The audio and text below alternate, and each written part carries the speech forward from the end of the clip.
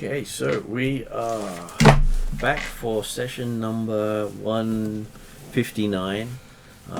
It is Phase 3, Season 3, Episode 22. And they are currently on the 15th day of the third month of the year 1012. And at the table today we have Martin. Yes, I'm playing Trellon Silverleaf, a walking rock adept, level 13, and he's following the secrets of the earth. He's got a background as a tunnel halfling, which is why he's a medium elf. And he's got a background as an urchin from Darrakin. That'll do. Yep. Online today we have Jeremy. Good evening all. Yes, I'm playing Dimitrios, the Keldaran wise man who grew up in a poor peasant and managed to overcome his initial beginnings and studied hard, understood the world to provide advice and information to all those who should follow it. Unfortunately, there are those who are so ignorant that they just can't see the good advice in front of them. But Dimitri's always willing to explain again. Always good. Also online we have Sean. Yes, I'm playing Cetus, the water genasi berserker, half of the beast, fishman, squid thing.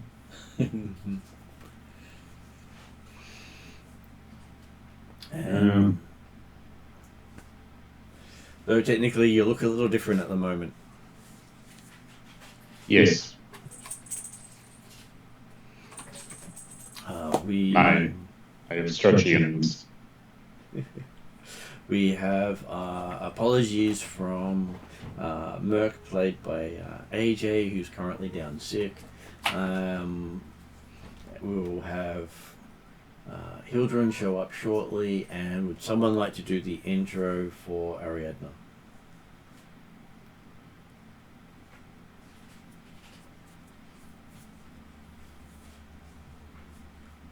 We have a bit of silence there, so not huge in volunteering. I know Martin's done it twice now, so I was wondering if someone else would like to have a crack at it.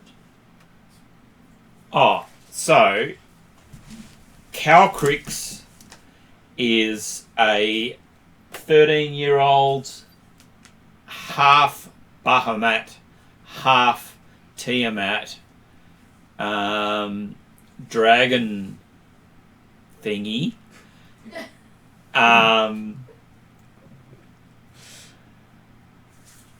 And she can change shape depending on the threat level. So I think she can go large. Gargantuan, right. And so in current circumstances, she's in a normal form. Gargantuan. What? I'm currently gargantuan. Does that cost anything? Not really. She just can do it for a short time. Right. Needs to cast the enlarge spell. Okay. And I can't remember her class. It is Dragon. Dragon. There you go. Level 13. A very powerful force for whatever Kelcrix puts their mind to. Keeping them focused on one point can be the more challenging part. I just remembered why you said Cetus doesn't look like himself. So, yeah, I am playing Cetus, the Air Genasi Ranger Cleric. Obviously. What? Yes. In last session, yes. There was the slight spanner thrown in by Doom of the Desert. So Would one of you like to have a go at saying what happened last session?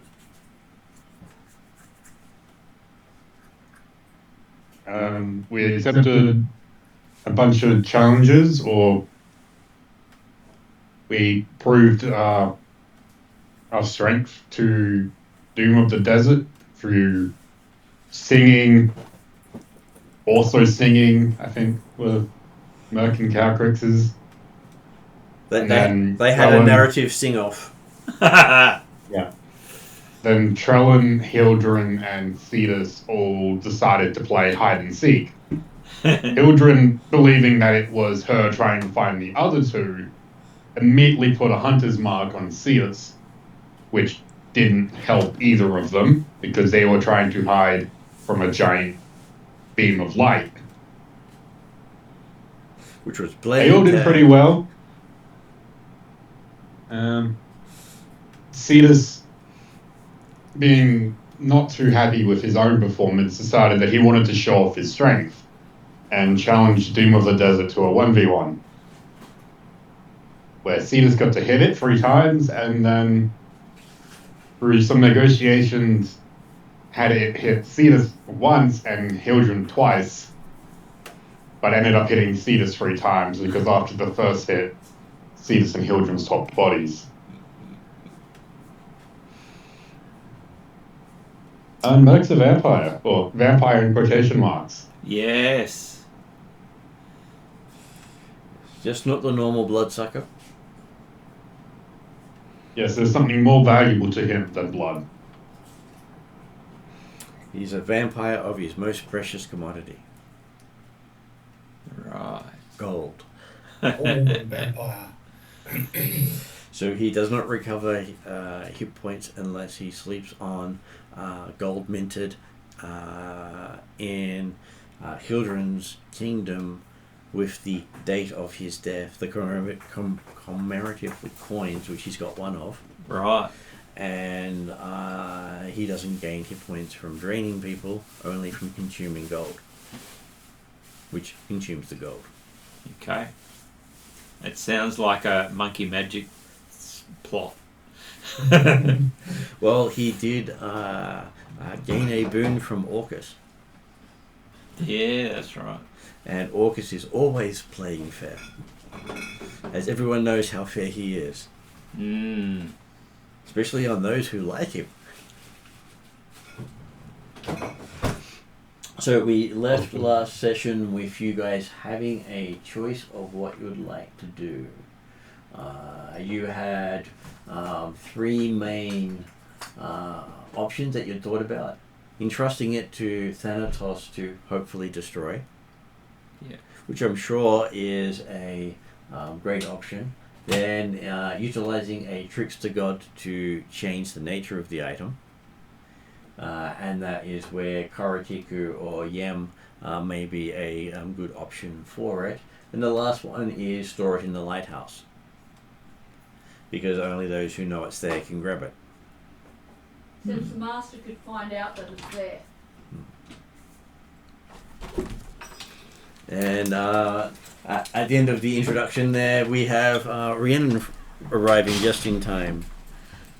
Hi, I play Hildren, the Air Genasi Tempest Ranger Cleric. Ranger Hunter Tempest Cleric. Well, but who is currently in the body of a beast. What is the archetype? A barbarian. The Half of the barbarian. berserker, Elven Water Ganassi Fishman thing. Yes. Who is currently in A perfectly normal type. mid weed kraken transformation. The amusing thing is you have none of his memories in his body. No, I have no idea how to use his body. And he has no idea how to use mine. And I maintain if he destroys my relationship with my god, there will be a price to pay. I would be more concerned about your relationship with your husband. Yeah, hopefully we fix this before we get back to Rue. And Lorelei. One would hope your god would understand the situation and be listening to you, irrespective of what body you're in. Yes, but he can still... We've had in another night a holy symbol crack because of misuse. And I'm hoping that doesn't happen because my holy symbol is a tattoo on my back. I really don't need scarring over that I then have to try and fix. Idris, that's not your food. But he is examining it. He also likes to run off with dice. Sorry, tutoring. All good. So yes, we also ran through what the 3 options that have been discussed, and I thought we might be able to throw it over to Dimitri to say what would Dimitri have suggested as being options. That's right, Dimitri was in timeout. Apparently, Doom of the Desert didn't like something he said.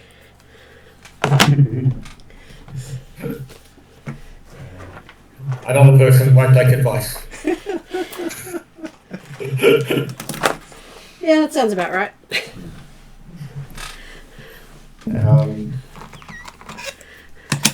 So the question was, what we're going to do with the Stormqueen's crown. Yeah, so if you were given the crown, what would you do with it? Oh, okay, so we haven't actually got it yet. Oh, that's right, we're mid-discussion.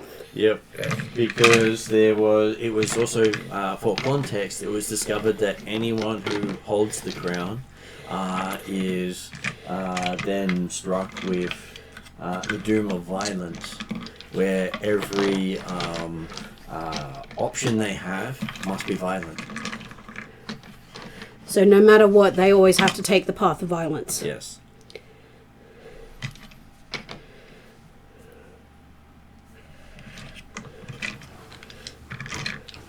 And part of that is that's what the dragons took from the matrons, their capacity for violence. So they went to sleep. Mm.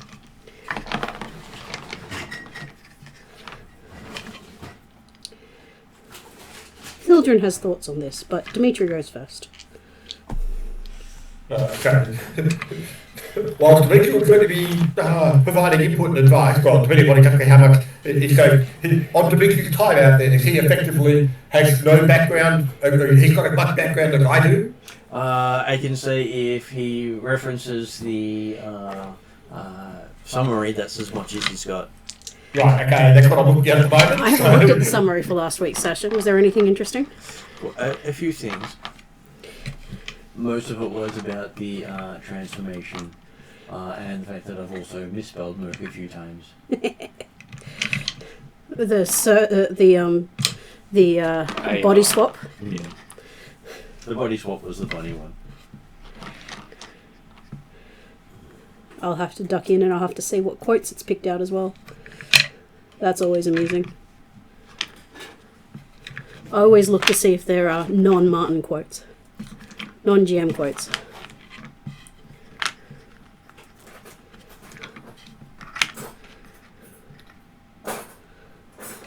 And I thought I had gotten all the badly worded names from Merc as we done it. M-U-R-K is sort of fitting, but we had written it up as M-E-R-K for sort of like mercenary sort of thing. M-E-R-C? Yeah. That's how I've always spelled Well, it. Yeah. Full name is Makeda. Makeda Aiden. Makeda Aiden, yeah. Mm-hmm. Come on, I deserve points for remembering that. Yep, you get mad props.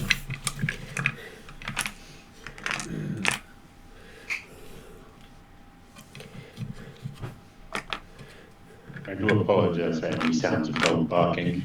He is very verbal about when she wants to do something. Just think of it as Falstafa, who is trying to figure out what the hell's going on. Yes. Sounds like you, smells like you, doesn't move like you. Isn't me. And also doesn't know how to communicate with Falstafa the way that I do. And then weird squiddly thing. You guys. That moves like me, speaks like me. A very cute Japanese style thing. Yeah, I think I'm saving them for Seika. Nice. They rolled well on Monday, so.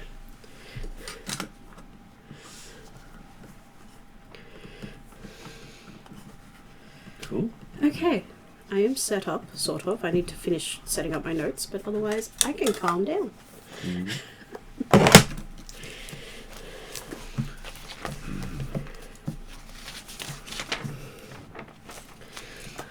what is the date today? Today is the 15th of July. We are up to 159, That is correct. and it is still the 15th of the third month of the year 1012. and we're phase 3, season 3, Episode 22. Sweet. Thank you. All good. Okay. And so Jeremy, does Dimitri have brilliant insight to help them choose which option to take or not take? Well, certainly if it's down to those three, although the main point for Dimitri would be the idea that the whole concept of restoring the giants to their power that allowed them to overtake or try to overtake the world and nearly destroy it is ridiculous. Having the giants as a what's the word, like dislocated or disorganised equivalent force, they've been a bad and disruptive enough influence on the current known world. So to organise them and make them more powerful does not seem what we want at a time when we're trying to stop other forces from overrunning the land, particularly with the risk of, hey, a organised giants in that sort of way might well like the Masters' thought plans and things like that. So we don't really want to be facing a war on even more fronts, considering the current location of the giants in various places around the known world. As a player, I will point out that we agreed to return the Storm King's crown to the giants. Whether we count that as an oath and the wild hunt is a consideration we need to make is another factor. Technically, it was agreed to return to multiple giants. Mm-hmm. That's right. You're not going to agree to all of it, except for the idea of, hey, if the crown is destroyed and then returned, hey, fine, you can give them the bits, as long as you don't give them all the bits. And Ariadna? I checked my journal. Yes. We said, if we can.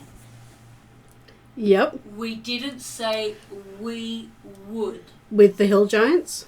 With all of the giants that we've spoken to, we said where we need to investigate. If it is possible to return your bits to you, we will. If it is not, we're going to go with they want autonomy, and because the matrons have shown that they don't want to be governed by the master, they don't want to be governed by anybody else, and because when the males are in charge, they just want to destroy the world, we've got to consider that when we think about whether or not we give them the crown. So we're playing off the idea that we're not oath-bound by Wild Hunt rules. Not oath-bound in the way of we're not tightly bonded to we're breaking an oath and the Wild Hunt will come after us. Dimitri certainly doesn't feel like he's bound by any oath in such a manner. Yeah, I was going to say, I'm pretty sure Dimitri doesn't recognise any higher he wouldn't. authority outside of Dimitri. Which means the three options up there are still valid from Dimitri's point of view. But the correction to Calcrick or Ariadne's last statement there is that no, Dimitri certainly recognises there are powers and beings out there that are knowledgeable and worthy of learning from. And for him, one of the examples is in fact Yem, someone who has carried his Yem's diamond for quite some years and certainly found Yem to be a worthwhile source of knowledge and understanding and awareness. And probably not bound by specific rules or requirements, recognising that knowledge is the most important thing. And it's probably helped skew Dimitri's quirkiness. Because he is a trickster god after all. Absolutely, yeah. And so from Dimitri's perspective, if it's got to be handed on or hidden by some higher power, then Yem would be the most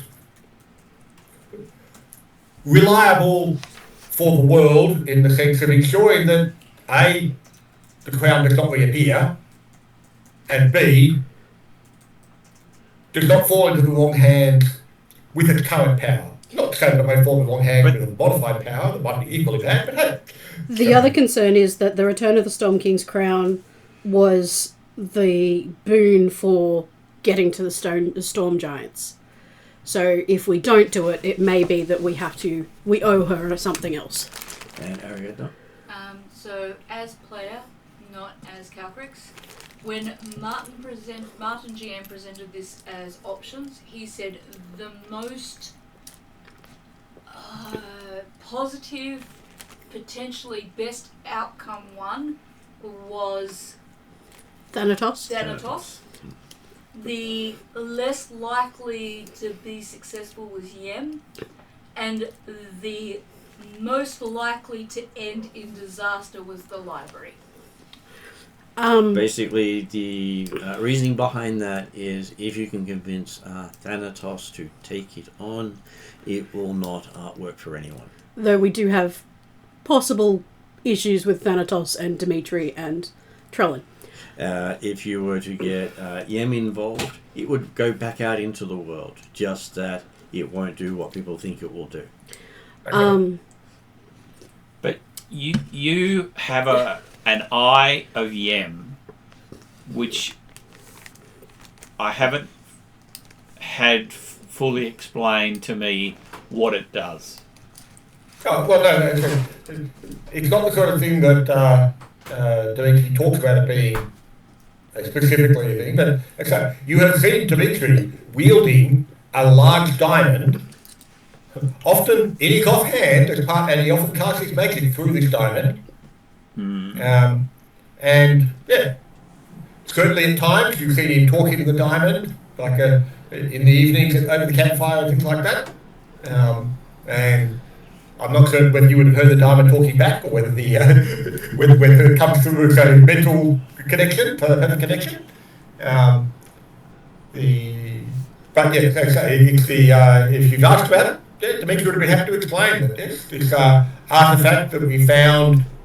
In fact, actually, no, it was given to Dimitri by Yem, although at the time he knew him as just one of the noble elves, like the most knowledgeable elves from the gentle folk that we've just come across again recently. And one of the few who wasn't off his brain on drugs. That's right. And he was with the Stone Elves? Yeah. But also at the time it was the one person that actually made the Hollow World somewhat worthwhile as far as Dimitri was concerned, because it was someone worth talking to.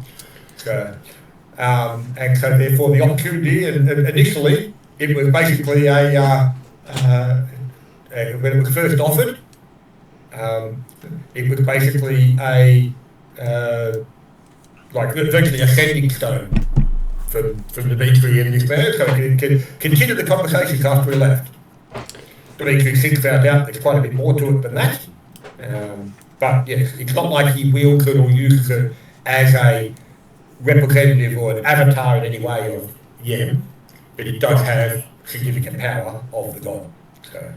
Hildren, after some processing time, has figured out that her desire to return the Storm King's crown to the Giants is a personal morality thing, and that she should be considering it as a new sovereign, and the risk and danger to her sovereign state is too high if we do that. So she is more siding on the destruction. She's just trying to be aware of what repercussions that will have. Because whichever giant you give it to, even if just the pieces, will technically not harm the giant or their community, will have long-term repercussions for the world. Yeah. So she's gone from thinking about personal ideology to responsibility of a sovereignty. And from a dragon's perspective, the one you spoke to about this, they never see the giants as a threat anymore. So whatever the giants may do, if you give them the crown, they believe they can stop. Frosty. Yeah. Whether they can or not is part of their delusions. Yeah. So, So now, as a player, not understanding where we're coming from, but it's certainly something to you want to know about if it's not been made obvious or clarity otherwise.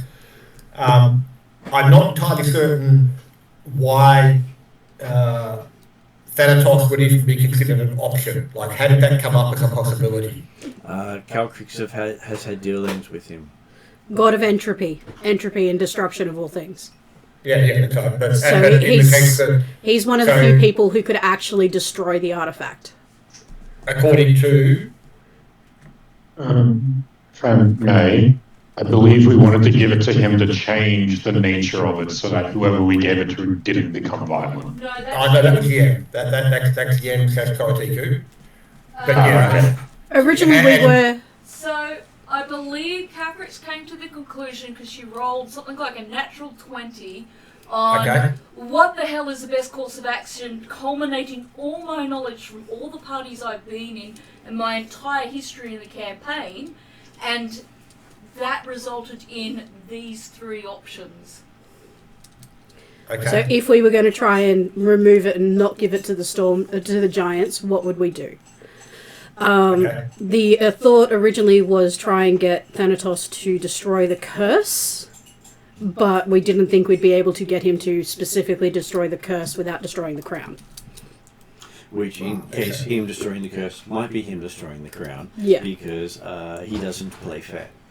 Hildren's proposal was ask the giant matrons, but after thinking she wouldn't, and the original thought was it's their responsibility, it's their thing, but she wouldn't make it as an empty promise, and if she's not willing to return it, she wouldn't take that action, and at this point I don't think she's willing to return it once she shifted from that. And this is the growth she's having to do, shifted from that personal ideology to responsibility as a sovereign.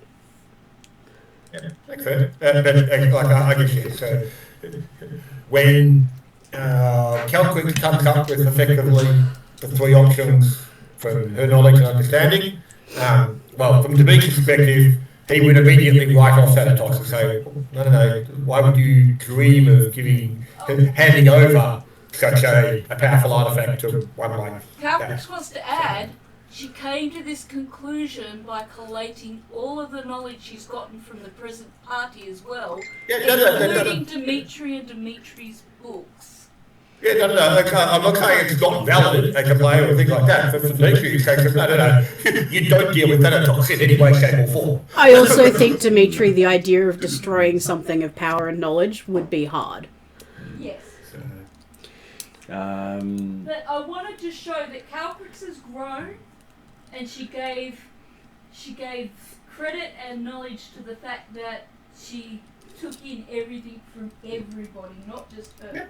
I will also add in that Calcrix would know you could take it to the dragon gods. The problem is they're the ones who bound the giants and may not want to tell you how to destroy the item. I'm assuming there's a reason I'm not proposing Zerchev, other than the fact I'm distracted by the fact I'm in a new body. You're not even sure Zerchev would even know what to do with it. Because I don't think while he is an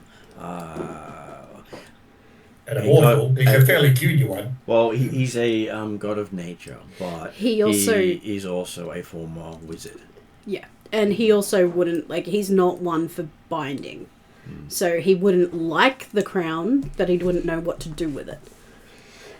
And if Zerchev knows about it, then there are other people that we don't necessarily want knowing about it. It does add a large conundrum if you put it out there too much. I was more going... Martin's coffee is in absolute suspense over what we're possibly going to decide right now. I just wanted to have Thank you. Address the fact that we're talking about gods and why Hildren wouldn't posit Zerchev. That's sort of where I was going with that. Not that I thought it was an actual option. You could also try the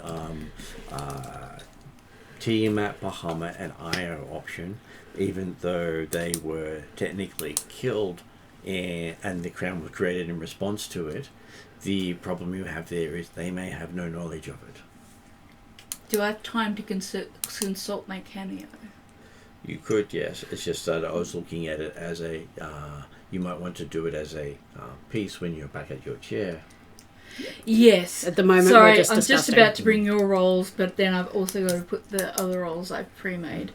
I did say I've slowed down in my old age. The other thought to consider is Nyx. We're talking God of Entropy, that's why we thought Thanatos.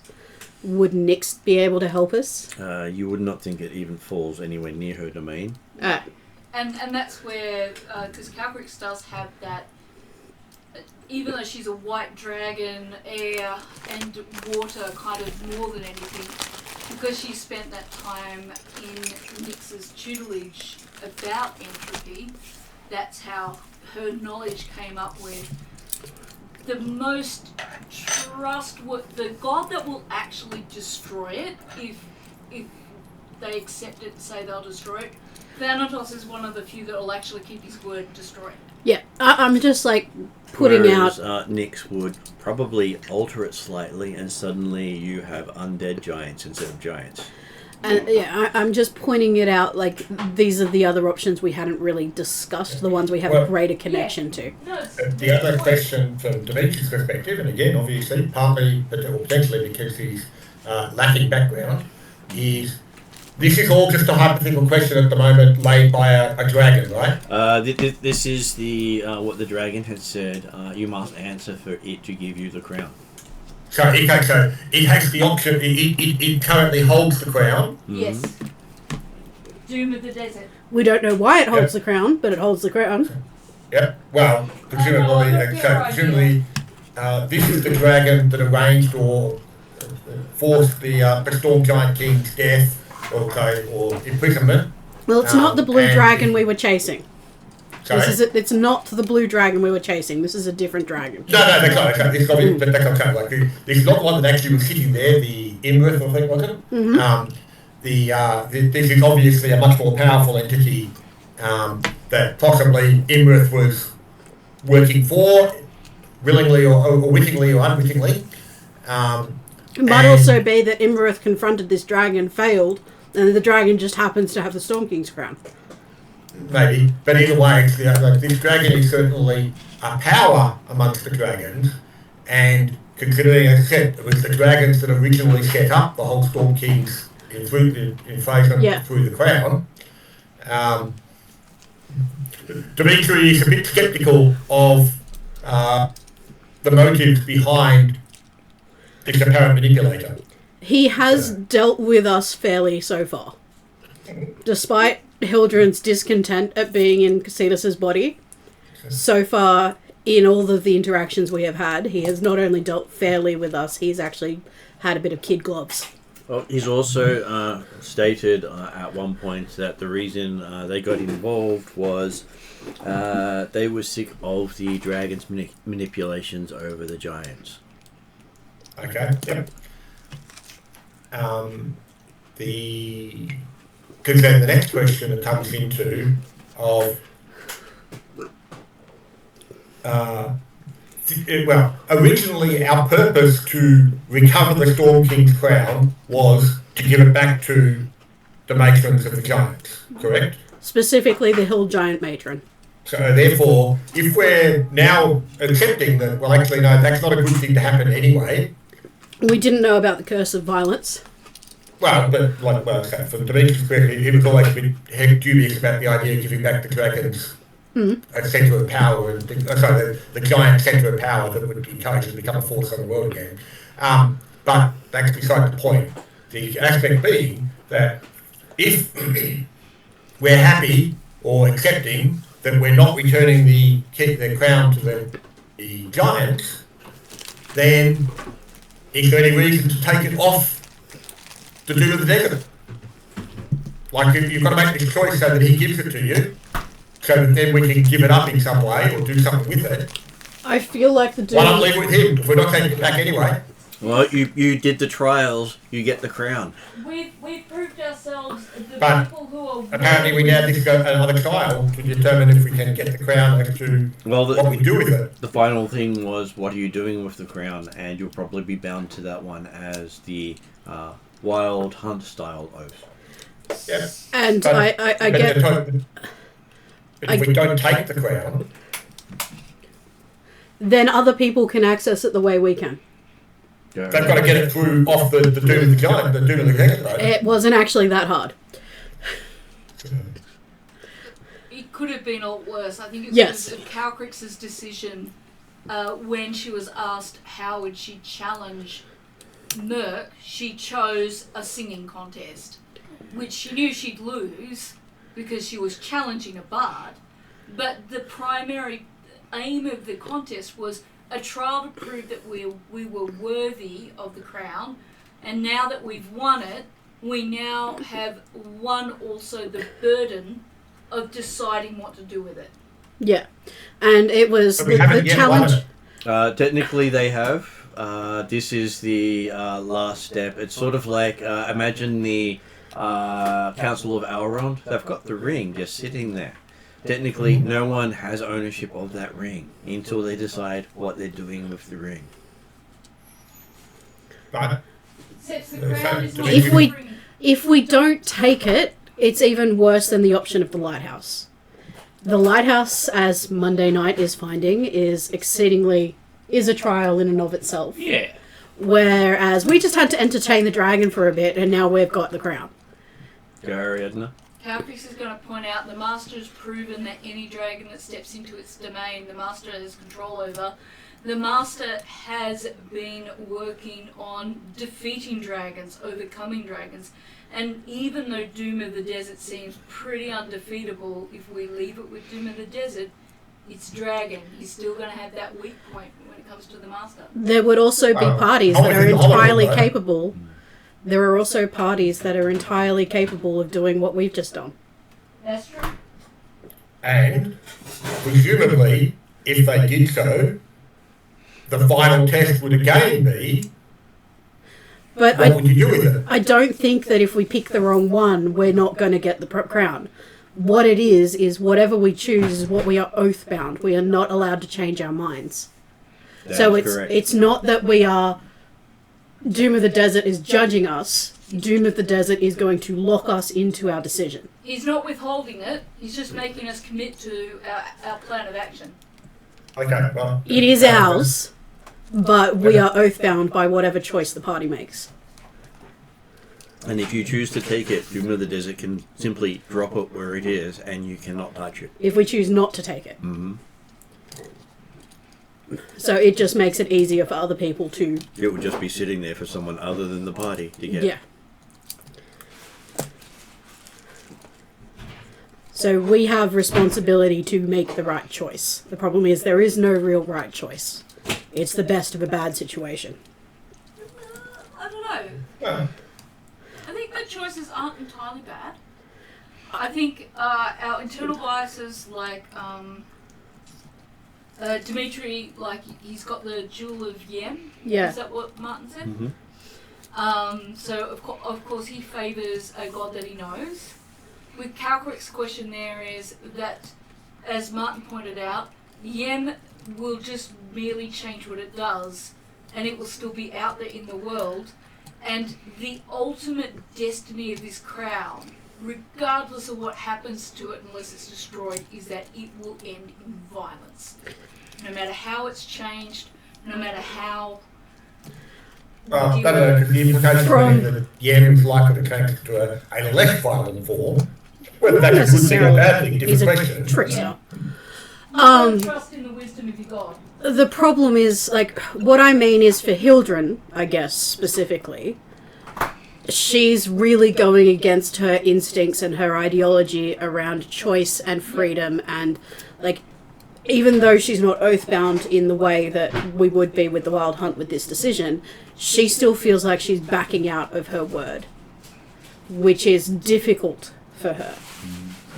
Understandable? And again, this is a moment of her growing and learning because she's having to make this choice not based on personal ideology, but understanding the impact of giving that choice to somebody else on her people, which is something she's never really had to deal with. She's always been... She hasn't really dealt with much more than a small party of people. She's never had to deal with even a large party of people, let alone a sovereign Take state. your time, finish.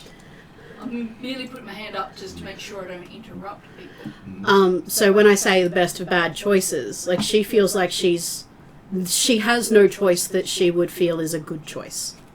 She's betraying something about herself every choice that is possible. And well, Dimitri would certainly agree that there were no good choices here. Sorry, go on. Calvary's is particularly interested in hearing what present party members Cetus and Trellin Yes. think on their own, not what they think about our ideas, but their personal opinions. I just reckon we should just give it to Thanatos to demolish it.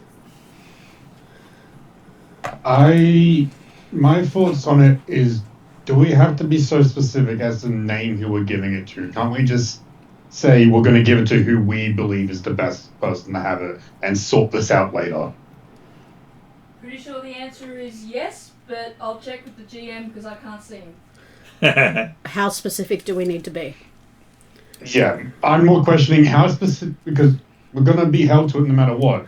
Because How you specific will do we need find to the best person subjective, and only one of you will walk out of that one okay. Yeah. I see. Because we each have a different idea of who that best person is, and if we are oath-bound by it, and say the crown goes to Thanatos, which... So Trellin... And Calcrix would And be Calcrix okay, are okay with but it. everyone else would then have broken their oath. Yeah. Right. So we have... And this is the thing about Fey bargains, which is basically what we're doing, is you have to be really, really specific. If you leave it open to the person we judge best, there's way too much that can go wrong with that. And it's not who the players as a group judge best. It's what the individual judges best. That's true. So we as players might say, oh, we think Thanatos is the best. But then Martin go, actually, Cetus thinks that Drusilla would have been the best one to have gotten the crown, so he fails. And Dimitri has already said that he thinks Thanatos is the worst option for there. So And I'll point out on that the fact that, like, that there was comment before the fact that, yes, he's naturally inclined towards Yen because he's carrying the diamond. That's not really the case. It's more the idea that he's looking at Yen as being the least worst. And there are other options. These were just the options that had been highlighted as the core top 3 items. That were readily available, like, yeah, Based through contacts and Calcrix's. stuff readily available. And Calcrix had suggested contacting through magic some of the other gods Yes. that you could then potentially pose the question to.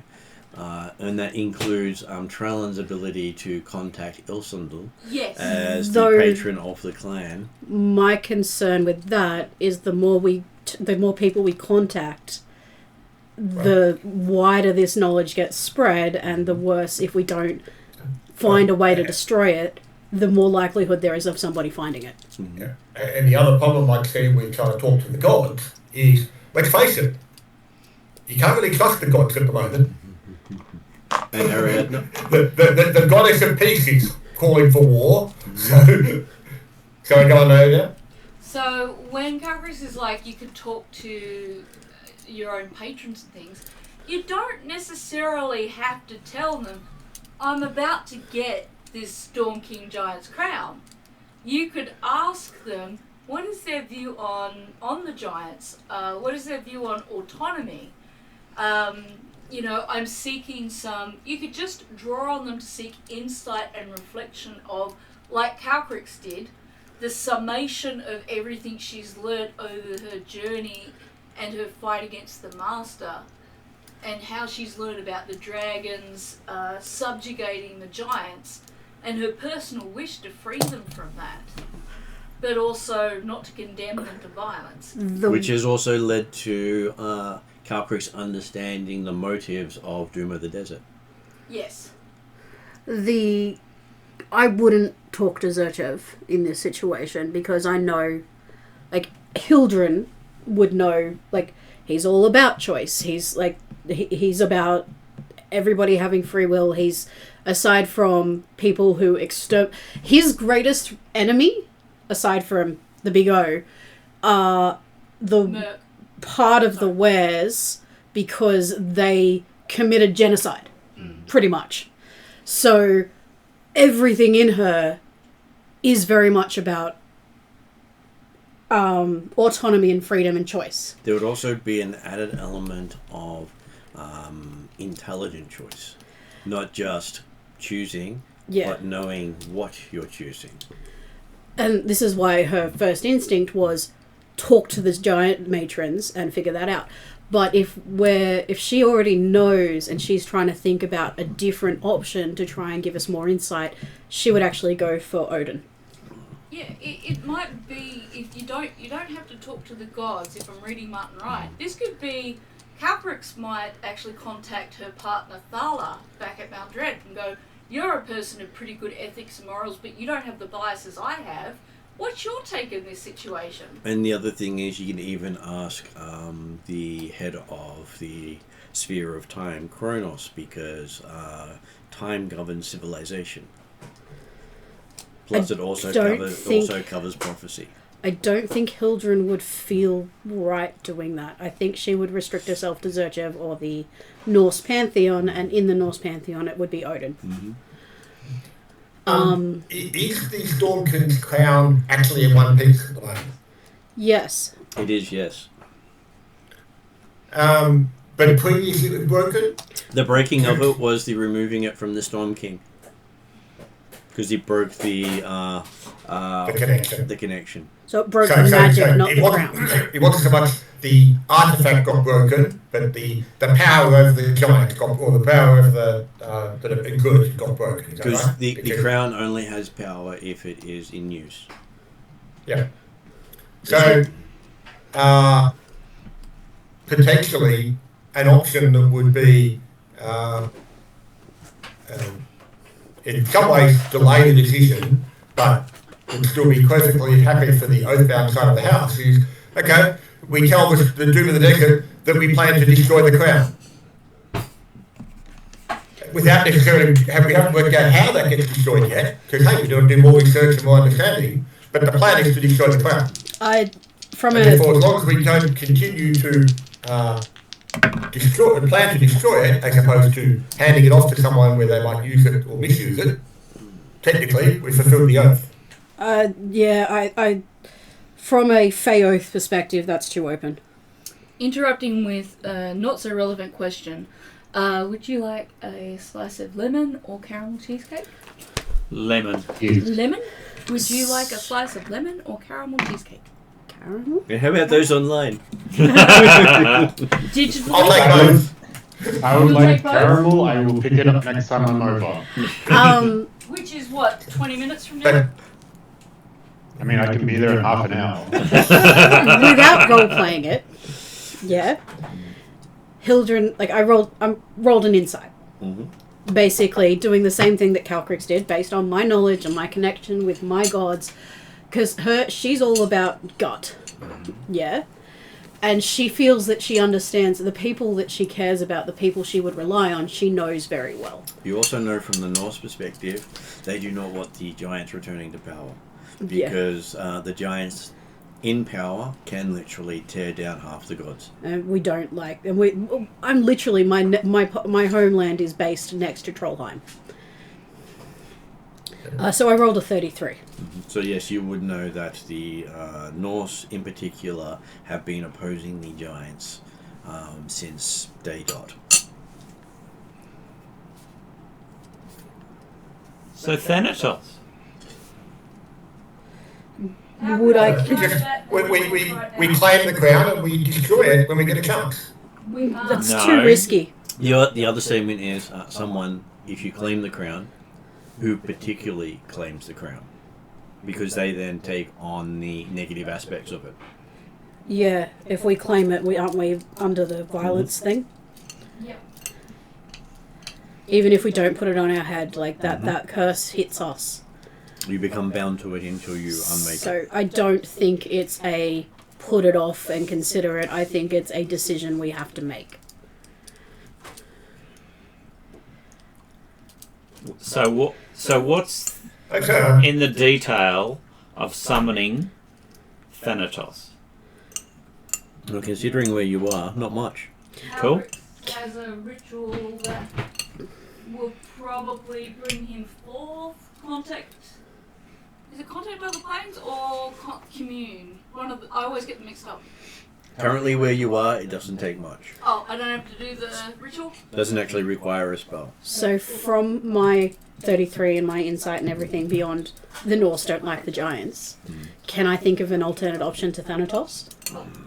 Wait a minute, did we all vote for Thanatos? Or Not yet. Well, let's do the vote. before No, we do the there are people who are uncomfortable with Thanatos. I'm looking to see if Hildren has another valid option. Right.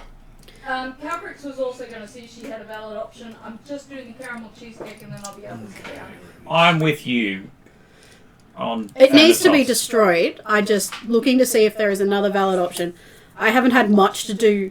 This particular character hasn't had much to do with Thanatos. But if that's our major concern, do I have a better option? Do I have another option? Calbrix has had a bit of dealings with Thanatos through her Monday group where Lani is actually considered Thanatos' daughter. The problem is that Thanatos doesn't like Trellin or Dimitri. Yes. I But did from Dimitri's perspective, it's the aspect of this is a momentous decision. This should take time to be considered. Yes. Yeah, but we don't have time. Well, we force it. But we We make can't. time. You can't make a decision like this without doing thorough research and information. So is Dimitri We taking on the have- curse of violence? Let's not get there just yet. No, I'm just you trying wanted to. consultations. Yeah. So I'm we're just- not rushing. I'm just trying to point out that if we put it off, we either open ourselves to multiple people in the party breaking their oath, or one person has to take complete responsibility, which means they have the curse of violence placed on them. My guess is Doom of the Desert is going to pull out his stopwatch when he figures we've debated enough and we've researched enough, and whether we're ready or not, we're going to have to answer. Yeah, So- this is what I'm saying. I don't think it's something we can negotiate or weasel out of. No. We have to make No, the no, I choice. don't don't think think so. Dimitri's And from Dimitri's perspective, you have no intention of doing that. And hey, if the people are scared of the curse, Dimitri's willing to bear the burden if needed, because it's not a decision that can be made on the spot. I don't know if I There's want obviously a to lot of by unknowns. violence. More research is required. All I meant by saying that Calprix's dealings with Thanatos so far with Lani is that she knows Lani to have made even bigger sacrifices than 90% of the people she's encountered, which is saying a lot. Yeah, So if Lani has trust in this god to a degree, she has more trust in Thanatos than she does, say, even Mistress Nyx, for whom she is the champion. yeah. It's not that I don't trust Thanatos. It's we're having this has become a point of. It's not even that we're discussing destroying the crown or not. We're currently discussing how to. Is there another option that is more palatable to others? Okay, so if you don't consider Thanatos, the god above Thanatos is Hel, Norse god, currently in support of the Master. That's my hiccup. And so if you get the Norse involved, there's a good chance the Master will end up with the crown. Then you have Atzantiotl, one of the more powerful of the entropic gods, who is known to be able to corrupt anything. There's not a single thing he cannot corrupt. Yep. No, not at Santiotl. Though there is some thought that Dracnomar's already on his way. Because he's been trying. Yeah. There is the god Oranos, who is the dead giant god. Probably not the best idea. Nyx, who would then turn all the giants into undead. Yep. And Faramod, who is unlikely to help you because his biggest trait is dishonesty. So basically, if we're talking entropy gods, Hel would be the one that comes to my mind, but I know Hel is supporting the Master. If we're talking trickster gods, instead of Yem, I'd be looking at Loki, and I don't trust him to do the right thing there either. Oh, he'll have fun though. Oh, he will have so much fun. He would love me. Loki would have a lot of fun, but would probably fall under Hal's jurisdiction Which is a problem. if he got his hands on the crown. Which is a major problem, because that would probably directly lead to... So, from my consideration and my insight, Thanatos is still the best choice. Under the I just- Entropics, yes. Yes.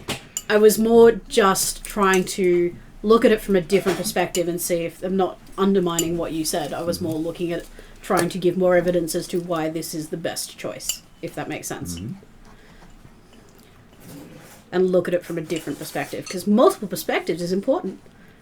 And when you drop it down to Loki's level of power, you're also looking at Demagogue and Orcus. Yeah, which and we other don't ones want. within the same field. So basically, thank you.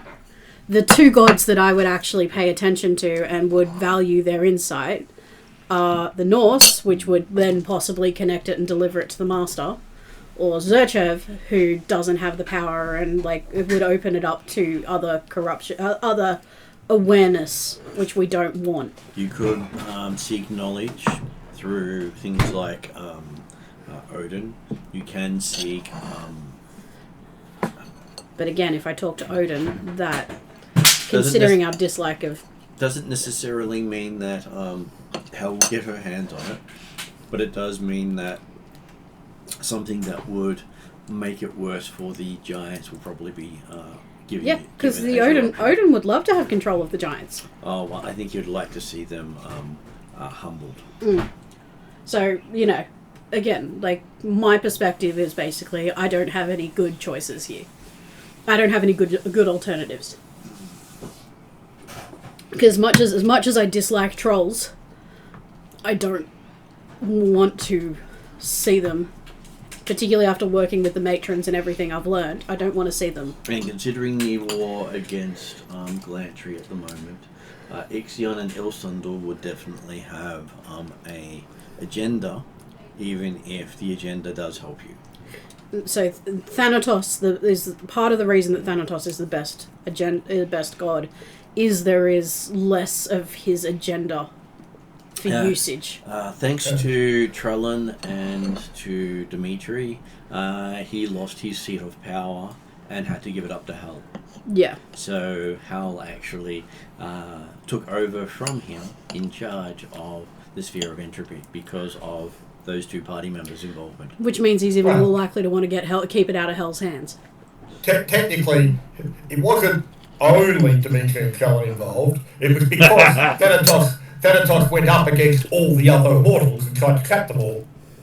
Well, succeeded in trapping them all until certain heroic personages came along. Then you could ask the gods of Earth, which include Mother Earth, Mother Nature, the Preserver. And That's what I was about to ask. Zerchev's realm. Did the Doom of the Desert explain why he brought the crown down to the Hollow World?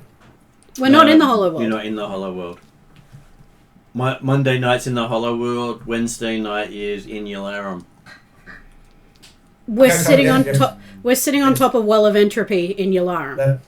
Sorry, but I was thinking that the Well of Entropy we might think you head down to the okay, how about that? Because if there was a forced decision, like if for whatever reason people don't think that the decision has to be made purely on what people have in their heads right now, rather than actually doing an appropriate research and information, then one apparent obvious option would in fact be Ka the Preserver. Take it down to the Hollow World, and then it can't change anything because of the whole spell of preservation. But it can be found by the Master. And that wouldn't have crossed Hilden's mind because she knows nothing of the Hollow World. Jeremy, you would also know through Dimitri that if it went to the Hollow World, it wouldn't help because if the giants got hold of it in the Hollow World, it would just revert them to their time of power, because it can use anything from their history, just cannot give them anything new. No, but the idea being the fact that it becomes a more a likely much longer term option if you put it in the hands of Carla Preserver than the Lighthouse would provide, in the sense of locking it away somewhere where, because let's face it, I'm sure Carla does not want the disruptive influence to return to the world. So, come to know Carla Preserver very well. but okay, that doesn't actually change the Dimitri's perception of preference and the fact that this is not a decision to be made on the spur of the moment. I gather we don't have hours, weeks. We're You- expected to. You do have time, but you can't leave until you... Yeah. So we can sit here, but we can't go anywhere. Are we on a timetable for other things we're supposed to be doing? No, I think our main priority was the Storm King, was the Giants, so this is sort of the culmination of that. Well, but the whole point of talking to the Giants was to get them on side to fight in the war against the Master. Yeah, and I don't think that's going to happen. But obviously, the point being that the war The goes matrons on might, outside. depending. It depends on how we sell what we did to the matrons. So, one thing in our favour is that Calcrix has an ambassador done quite a bit to help the matrons. She's got an ambassador to help them stay autonomous. She's got the dragons on the ambassadorial side of her thing, agreeing that if anyone tries to remove their autonomy from them, they're going to have to speak with the dragons as well, at least the ones that agree with I do Calcrix. think that there's a possibility. It's just that would be our next thing, is how the hell are we going to how are we going to help sell this to the matrons We in a don't way sell that... it, we tell them the truth. The ultimate end of anyone grabbing any part of that crown is violence. They don't want violence for their people, and our ultimate goal was autonomy for them. But, that's still... We haven't fulfilled the bargain we made. We didn't make that bargain. We said we'd look for it, we'd find it, and if we could... Yeah, but we'd have to sell the if we could. It depends on how they read that if we could.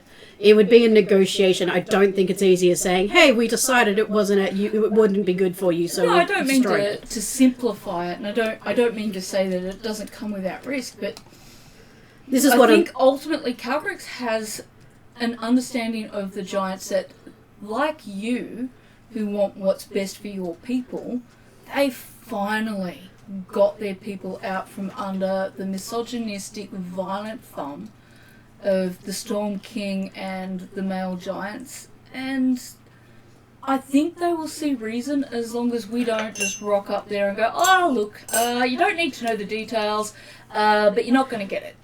And that's the thing. This is what I mean about how we sell it. The way we discuss with them, we have to be careful with what... And, we tend to be careful. We're not a party who would rock up and say, hey, so we decided to destroy it. Calcrix will be transparency and sincerity. Yeah, and that's fine. And but you do what- have enough evidence and backing to say that gaining their peace back is the equivalent of them returning to the ways of violence. But what I'm trying to say is that, we're at the point where we make this decision, we return to the Hill Giants, we may still get the outcome we were after, but there's also a possibility that we could stuff up and it goes wrong. There's never any guarantees, particularly if we all roll natural ones in diplomacy when we're talking to them. Yeah. It'll be a fun ride. Yeah. I'm just saying it's not entirely the end, but... And I think we all agreed that whether we put it off or how we do it or not, the agreement is that it needs to be destroyed. Is that correct? Yes. Yeah? So it needs to be destroyed. To me, the decision to the doom of the desert can be, if you ask me what we're going to do with it, we're going to destroy it. There's nothing further needs to be said. It's going to be destroyed. I believe we have to pick one of the three paths, but before we go there, Martin GM said that those 3 options weren't the only options. So we don't have to go one of the 3 paths, but you said there were other things we could do. Mm-hmm. Did you have anything specific in mind said as you a could suggestion? you could specifically talk to gods you have access to. Right, So that's sort of what so I. that's a GM suggestion. That's sort of what I did with my insight check, and I didn't necessarily want to talk to Odin unless I thought it was safe. But the whole problem is, if I talk to Odin because of the Norse Norse conflict with giants, it's likely to open the crown being used for the wrong reasons. And in my understanding of the Norse mythology, that's where we talked about the other entropic gods. We've just been over Martin. Yeah. So One of the I bits can that- talk to Ilsendal. That's right. I was going to say Martin did suggest that Martin Yeah. Strellan talks to Ilsendal, so maybe we should give that an option. No. since- You don't want to talk to Ilsendal? You just go Thanatos? He does know that Ilsendal may have an agenda because of the fact that he's backing the genocide of Glantry and the region you come from. Well, at least then we know not the Norse, not Ilsendal. So not the elves. Other elven gods maybe, but Trellin has got access to most of the elven gods. So I've got access to the Zerchev and the Pantheon related, and I've got access to the Norse Pantheon, and none of those are a good option. Whenever I put my hand up, by the way, finish whatever you're So- saying. There's also Merc who has access to Orcus. Yeah. Yeah. And the and the Darrakan Pantheon, which I don't No. think. No offense to Merc, but right now he's put in the corner. Yeah. He doesn't have any input in this. We've gone, ooh, shiny, look over there. Dimitri said he wanted to do research. Well, that's- You've got books and things like that on you now.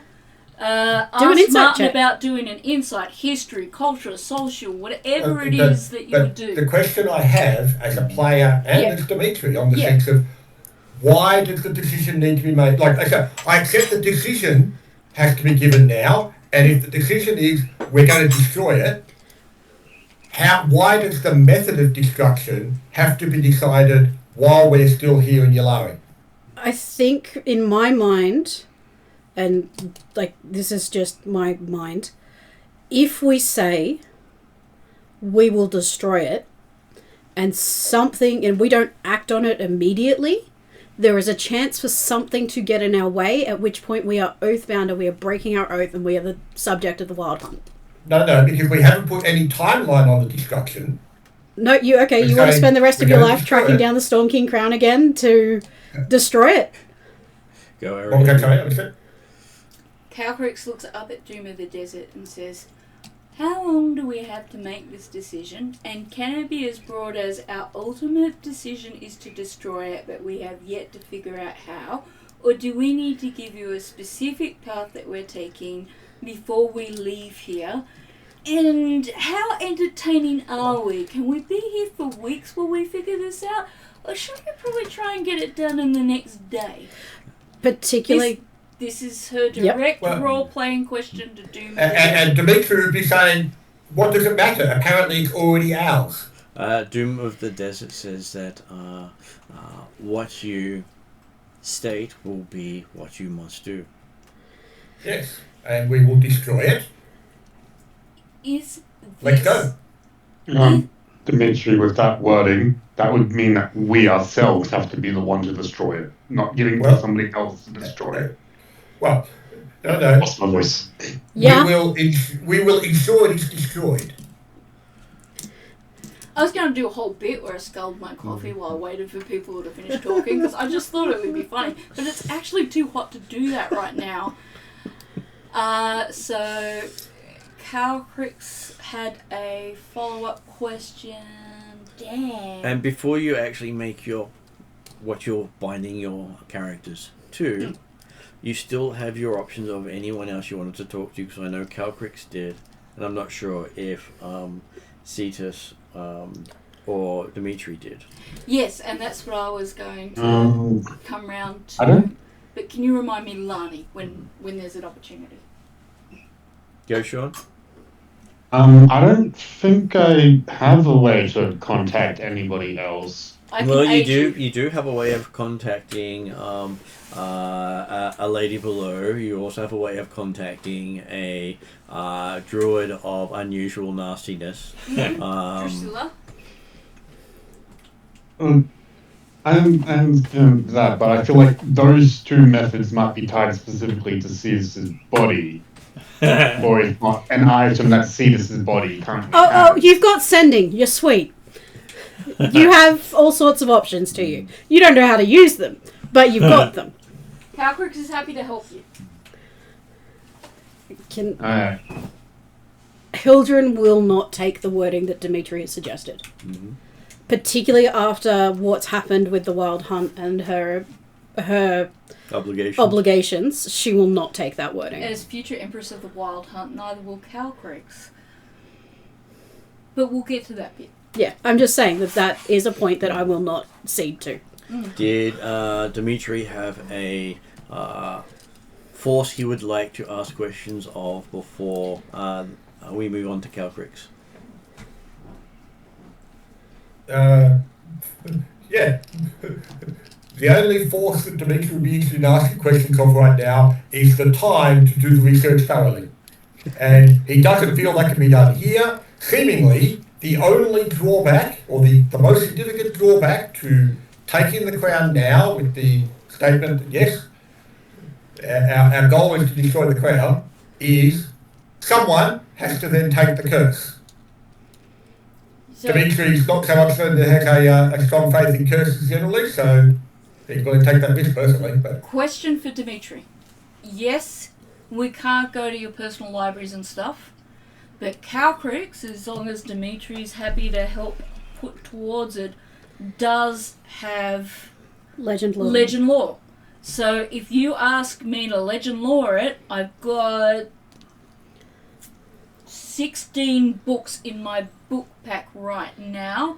That's 4 legend laws, but that's like $1,000. I'm not suggesting we do all of them, but if you can think of a question that you'd like to legend lore and read up on it, it's the best way Calcrix can give you of being able to research this. And Dimitri recognises that Calcrix has great faith and stores in legend lore. Dimitri does not. No, she doesn't. She takes everything she reads with a grain of salt because she's read all of Dimitri's reports. But every single thing. The thing is that legend lore gives you everything written about the object. So it would be it's a Google search, basically. As Dimitri says, Calcrix will point out, all knowledge is of value.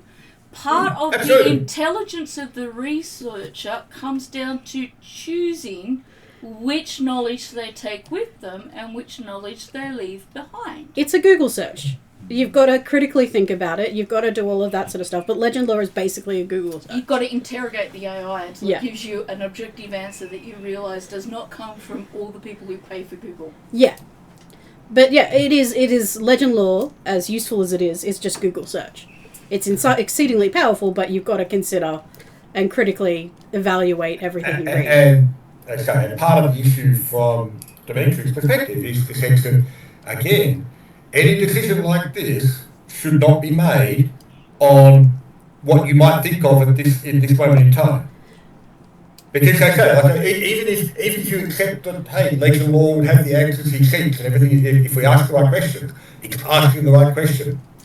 That itself could take the research time. She's merely trying to facilitate you an opportunity to research this at least somewhat.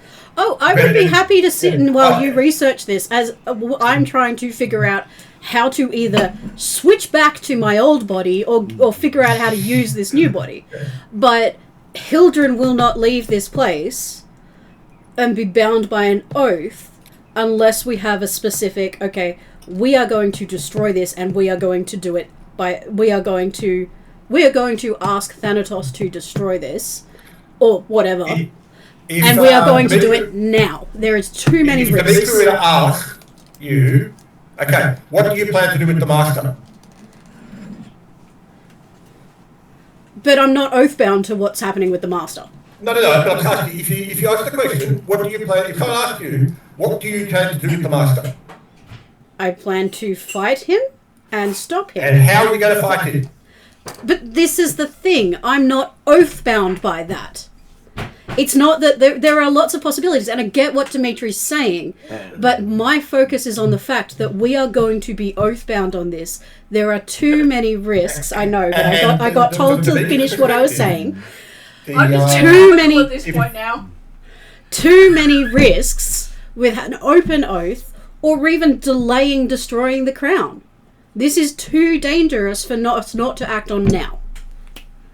Is Dimitri saying that violence may not be a bad outcome because whoever's cursed with violence and meets with the master might actually defeat him? No. Part of the thing for Dimitri is the fact that the curse is actually a minor thing. It comes in the name. If it happens... The curse isn't actually what concerns me. That's right, and that's cool. But so therefore, from Dimitri's perspective, there is no rush to make a decision. Yes, we're going to destroy the crown when we get the opportunity to, and when we work out how to do it, and when we work out the best way of doing it. But from Dimitri's perspective, there's actually more important things to worry about right now. From Hildren's perspective, this is a great threat. If we take it from here, if we delay, if we don't act on this destruction, there is too much for potential for it to fall in other people's hands. I could possibly risk that. Sorry, Martin. I could possibly risk that if I wasn't then bound by the oath that I would then have to hunt it down and destroy it. Yeah, I will add something else into the mix of that to add more fuel to the fire.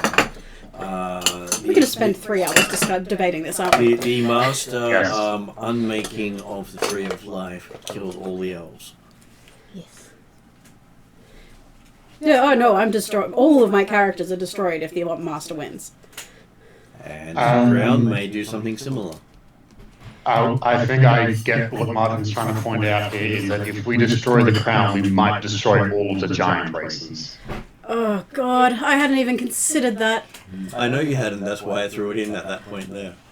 And this is part of why Dimitri wants to take time to assess all the risks, all the outcomes. But taking the time is a risk in and of itself. And which means the wording of you'll destroy the crown as an oath means if you find this out, you're still oath-bound to destroy it. Can we, for the moment, time out about wanting to do more research and what we ultimately do for things, and give Cetus the chance, if he wants to contact someone, to actually do that bit if he wants to, and we can return to this debate at any point. Cetus was saying he didn't think he had a way of connecting, and I was waiting for you to sit down. Yeah. I am technically, I think, sitting down. You don't need anything else? I will stand for a little bit longer because my hip's actually gone into spasm and I can't actually sit just with spasm. I was more that I wanted you to be settled. Okay, so I'm as settled as I can get. Moving on to Cetus. Calcrix is offering to be your... What's that? Medium to the gods. Or to legend lore, if you've got a question you want to ask of legend lore.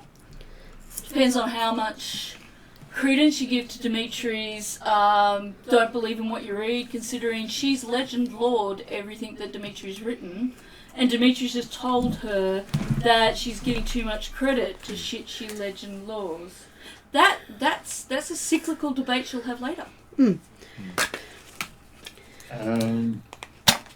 I would like to try to contact the lady below. I keep thinking the mother below, but that is something completely different.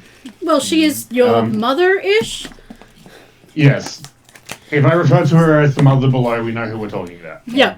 Calcrix takes both of Hildren's hands, reminding herself that this is Cetus.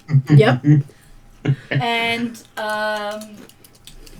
would it be a commune, or would it be just sending?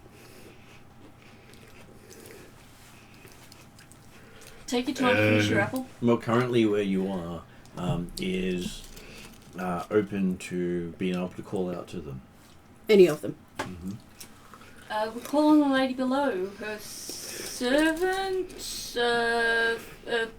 What's the opposite of when the god's your patron? You're the herald or something. Wishes to. Acolyte. Acolyte. He's probably Acolyte. more likely the minnow. Yes. Yes. Your son. Seeks your guidance. Okay, you see very large yellow eyes shimmer, looking down at you. Oh. Sort of like they're in the water. Calquix is resisting. I would like to ask her what her opinion on how we should deal with the situation is, considering she is part of the current containment team for the Storm King. It's a good point.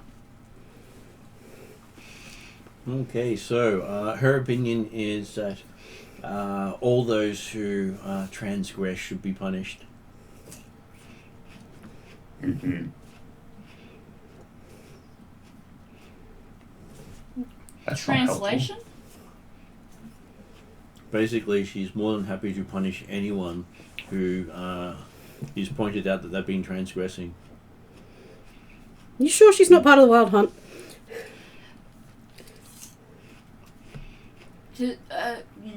Which is why many ships get destroyed by the Kraken. Mm. So Cetus's question was, what is her advice? Mm-hmm. And she's like, I'm happy to punish people who have transgressed. Mm-hmm. Okay. Does Calquix have to do an insight to try and make the logical leap from what is your advice to punish all contract breakers? Well, transgress isn't technically... It may not mean contract breakers. I'm simplifying. Means the lady below deals a lot in vengeance. So violence is... And not necessarily just vengeance. Right.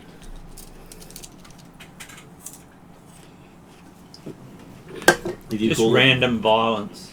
Well, if you call upon the Kraken to avenge someone, you're not really asking for a nice death. So Idris is sort of just vengeance? Sort of? No, just vengeance. Yeah, that's what I mean. It, Just as in justice. justice. Vengeance. Yes, Lady below is vengeance. Yeah. So justified vengeance and vengeance. Calquix doesn't want to kind of push in too much, but she does have a question, so she's going to kind of look at Hildra and Cetus and kind of go, can I ask? How many? It's your spell, isn't it? Well, technically no spell was needed. This is apparently a place The where sending. gods can talk. We're just talking to the gods. No sending needed. Alright. So That was just going to be be my careful other on- question. on Was who like, you how many call questions upon. do I get to ask? But if we're not using a spell, I can No. just ask any question. Yes. Her response is Okay. she's not sure how many questions you can ask. She doesn't know if you can actually ask a valid question. Very funny. This is that teenager. Mom, you're not funny. Well, no, the question wasn't related to vengeance and therefore wasn't valid.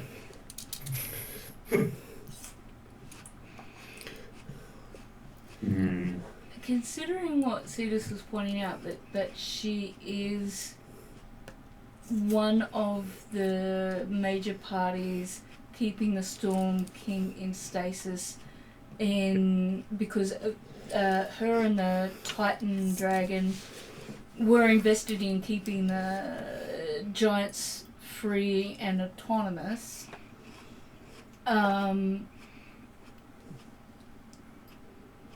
She has no stake in that.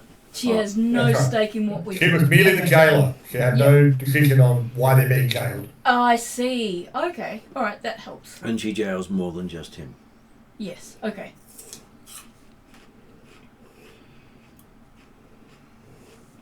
So it's not like we can hand it to her and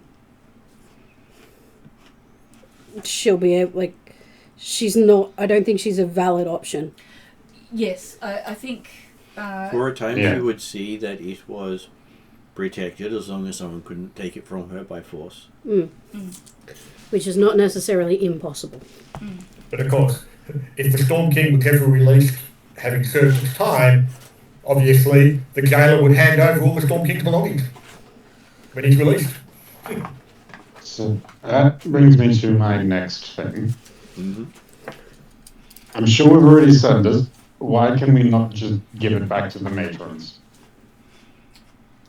Because its destiny is violence? Because one, you don't know how to separate it, so you can only give it back to a matron, and whichever matron you give it to suddenly becomes the power of all the giants. And they And get cursed violent. with the violence. Yeah. So, my thoughts is that we get all the matrons to come to one place and just let them deal with it. That was originally Hildren's Perspective. thought, but then we realised whoever touches it first has it, and violence. And it's And still Odin would the approve. risk. Oh yeah, Odin would love it. But the Odin would be happy if Hildren had it. But the other drawback is that after the dust settles amongst that fight over the Maitlands, you then have a unified force of giants take over the world. As I said, I think Odin would be happy if Hildren had it. Hildren would not be happy with Hildren having it. So I think that's why And Odin I does asked. have a name for said event. Oh, yeah. Ragnarok. Mm-hmm. Ragnarok. Mm-hmm. The return of the Jotuns. I don't. This is why I asked a little while ago, do we all agree on the destruction? I still haven't done my thing yet. I'm just waiting for my turn. So do you have any other questions for the lady below? What would happen if I took it? Vengeance is yours? She does pause for a bit, and then you get a probably the first time you've actually heard the lady below laugh. It's one of those laughs that sends everyone else's hair on end, including Hildren's body. But I was going to say, but not my body. Cedar's body is feeling intense pleasure. Yeah. What are you doing to me? The unwritten statement of that is, Mum would welcome you home. Okay. So we know what her opinion on the matter is. He says give it to Cetus. So let's find somebody else to ask. And this is the thing, if I contacted Odin, he'd be, put it on yourself. Maybe not, because there may be drawbacks. Yeah. But it would be use it against the giants, not... And did you have another question there, Sean? I was saying that sounds like to me that Odin also is saying give it to Cetus. No. No. Okay, I got two gods backing me up. Let's go for free. Who's next? Cetus doesn't follow the Norse pantheon. Odin wouldn't want Cetus to have it. Yes, but he makes a mistake and gives it to Hildren's body. Yeah. Well, Which therefore is giving it. That is a question. Is it connected to our minds or our body? So if I put it on Cetus's body, the power goes to Cetus? You have no idea. Oh, God. Literally. We weren't even... Because we're not fighting or anything, none of this has actually physically come up yet. But just the reminder makes me cringe. You can put down... You can retract the tentacles. I don't know. Am I able to retract the tentacles? You try, but they just flop around strangely. Oh, okay. Sorry. So I'm literally... What the hell?! Cetus points out that he has a disguise kit for a reason. He can't get rid of the big ones. Those aren't mutations. Those are part of his body. No, sorry, that's not. Those aren't transformations. Those are mutations. He permanently has those. But you transformed into... Like, this is supposed to be like a rage thingy. Like, why can I not get rid of these?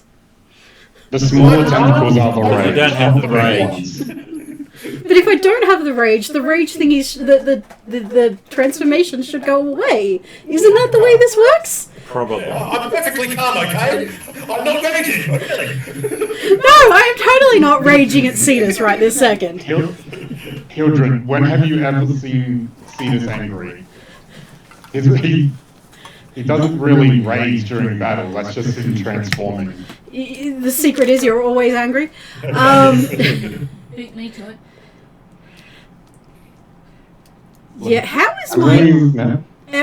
Just out of curiosity to distract and give us a break from arguments. And I know we're getting to Calbricks, but I can't remember. Are my tattoos and stuff still glowing? On my body? On your body, yes. Yeah, okay. And he hasn't tried to cast a spell? Nope, okay. Okay, so who does Calcrix reach? Am I about to explode? Possibly. Once you hear a countdown, you'll know. My book doesn't have the cameo and its rules in it, but I have an idea it's on the magic. I know what it will do. Okay, so she wants to talk to Mother, who was involved in the very creation of this crown. She was one of the reasons the crown was made. She wasn't involved in its making. So she was pre-crown. But yes, but she would know its history, and she also knows Calcrix's involvement with all of this. I will correct you slightly. She was technically dead at the time of its creation. Was she? Oh, okay. The Great One was the one who was around at its making. Then that's probably who I want to be talking to. Sorry, I do get them all mixed up. There are a lot of family members. And his thing was, he was punishing them for killing his parents. Which was Bahamut and Tiamat. Okay. But she still would like to talk to you. She hasn't had a chance. So you see the three-headed grey dragon make an appearance looking down at everyone. He says, would you mind if we had coffee? They've been talking an awful long time, and I feel like I need me a pick-me-up. Okay, so you see two of the heads nod, and one of them just sort of he's looking at the others.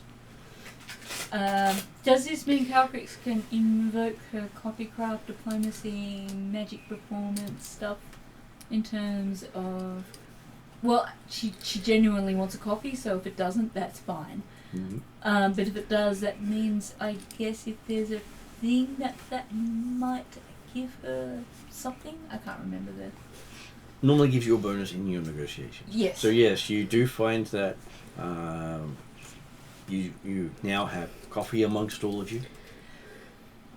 I try to pick it up and it drops. Calcrix says, I've been writing to you most nights, so if you've been reading any of or listening to any of those things, you probably have a good idea of where we're at in the giant mission quest thing.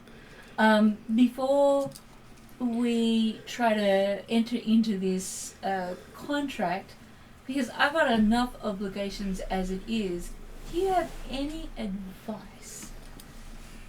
Okay, so I will make it a persuasion to see if you can get past his hatred of the giants. Oh, really? He's still going on that? I haven't persuaded him. When you say one looks at the others, is he looking at the other heads, or is he looking at us and now flailing around trying to figure out our new bodies? Well, looking at you in particular because you are amusing. Yeah. I feel like one of those floppy clown, like that floppy flappy thing. Yeah, or plunking, yeah. Yeah.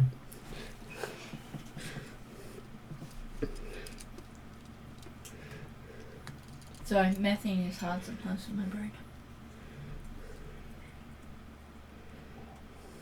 I was going to use my fortunate feat to see what a second roll does. First roll is 32 plus 4, 36. Oh, no, I'll take that one. It's 19, so it puts it up by 38. Okay, so yes, you do seem to get through to him, so he seems to think for a bit instead of just say, kill them all. Gotta remember, I'm talking to you as an enlightened brother. But hey, you do know that when many people become gods, their natures become very unchangeable. Yes. So if they develop a hatred of something before they become a god, That they may stays. never be able to let go of that. I see. Am I asking the wrong person then? Well, just because he may never be able to let go of it doesn't mean he can't overcome it at times. Okay. You rolled a 38. Look, I just wanted to keep in mind that next time I'm making this decision, maybe I should try to pull together my memory of who's who and what's what before I Consider the context of each of the gods you're talking to. It's hard when you remember nothing. No, but you've got literally books of sessions that you've written No, about. I'm not saying that in a negative. I'm saying that No. that's what we're doing. We consider the context. Okay, so he does talk to you about why the crowns were created, which doesn't seem to have been written on any of the dragon names. Crowns? Crowns, yes.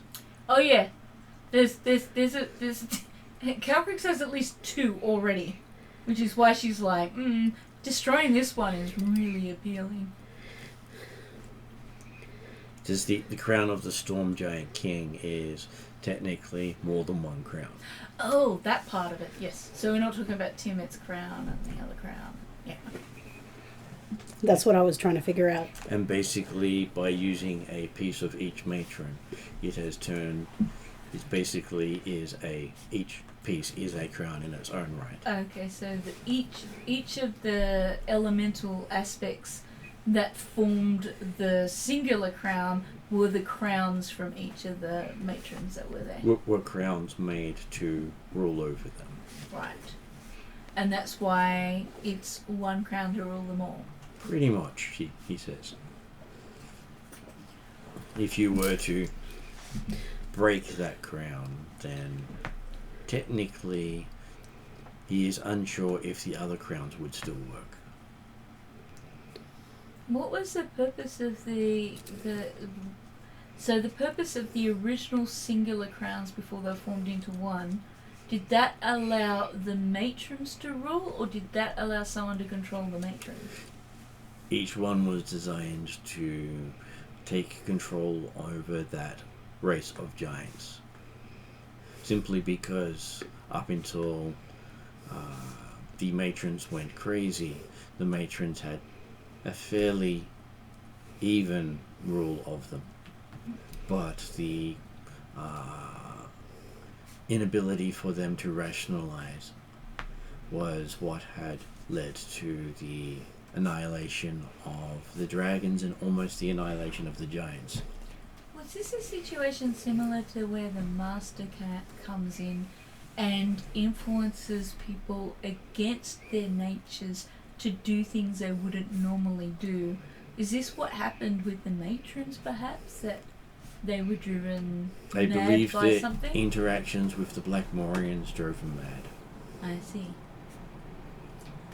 And the original dragons, which, to be simply put, were all brawn, no brain, I heard that a lot. and technically were as bad as the giants. I have heard that it is possible to unmake artifacts and that it doesn't always lead to disaster or all around whole realm destruction. Is that a risk worth taking to avoid people getting control of the giants again?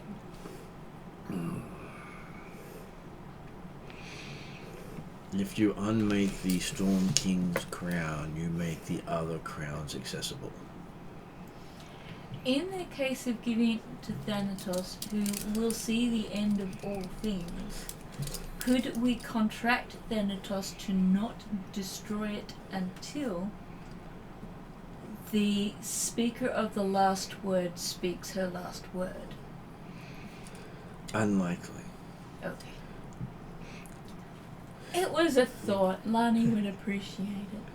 He says whatever you get Thanatos to agree to will always end up being in his best interests. Is there no one we can trust with this? You can always trust it will always be in his best interests. And if you can work out a way that serves you in his best interests, then he will do that. So we need to figure out... If you can find a way that will destabilize Hal and give him more power, then I'm sure that will be the path he takes. Okay. Because he lost his position and he will be jockeying to get it back.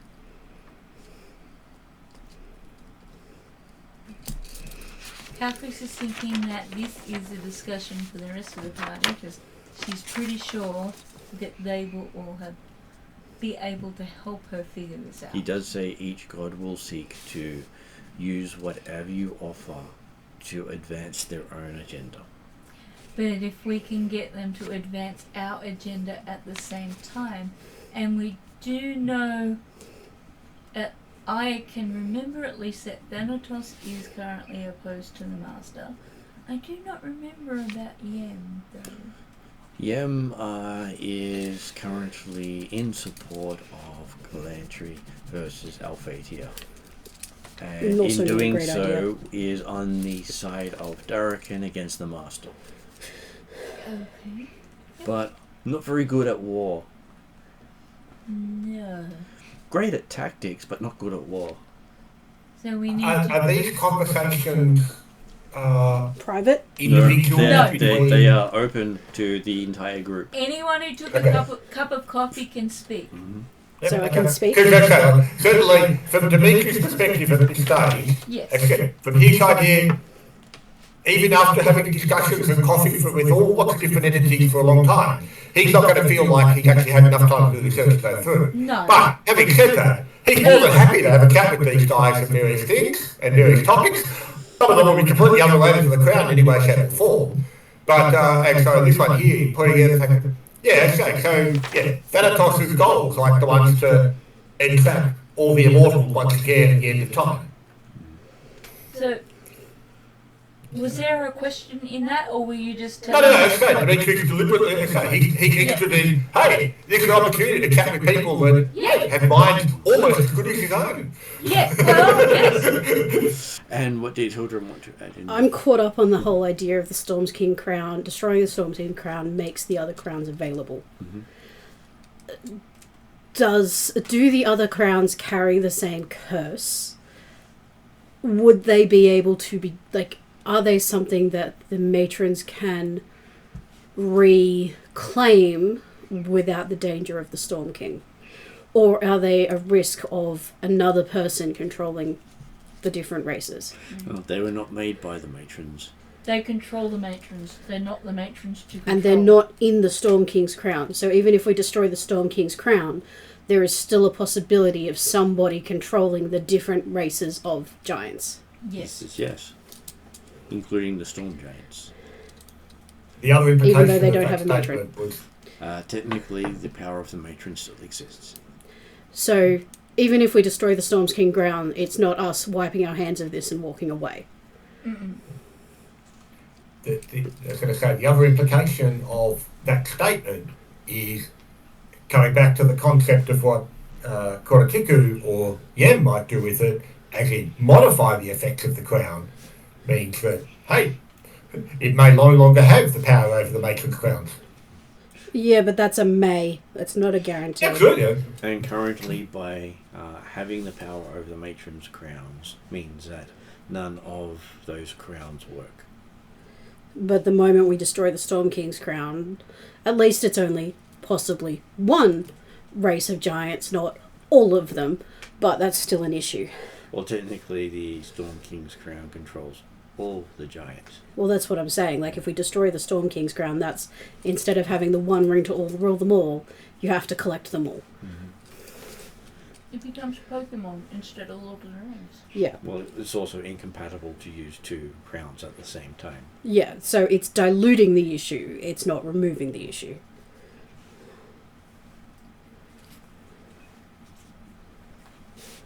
Is there a solution we haven't thought of yet? I'm sure that the Great One will say yes. I'm sure it will come to you. If we destroy the crown, are we going to destroy the giants? And what was that, Jeremy? Dimitri, yes. Obviously, there's options we haven't considered yet. That's why we need the time to do the research. If we destroy the crown, are we going to destroy the giants? Is it like the life tree and the elf thing? He says it is unclear, as he does not think the elves will die with the Tree of Life's death. So, okay, that's unclear about the equation. If we destroy the crown, are we going to destroy all the giants? It's a possibility, he says. It's all about where the power goes.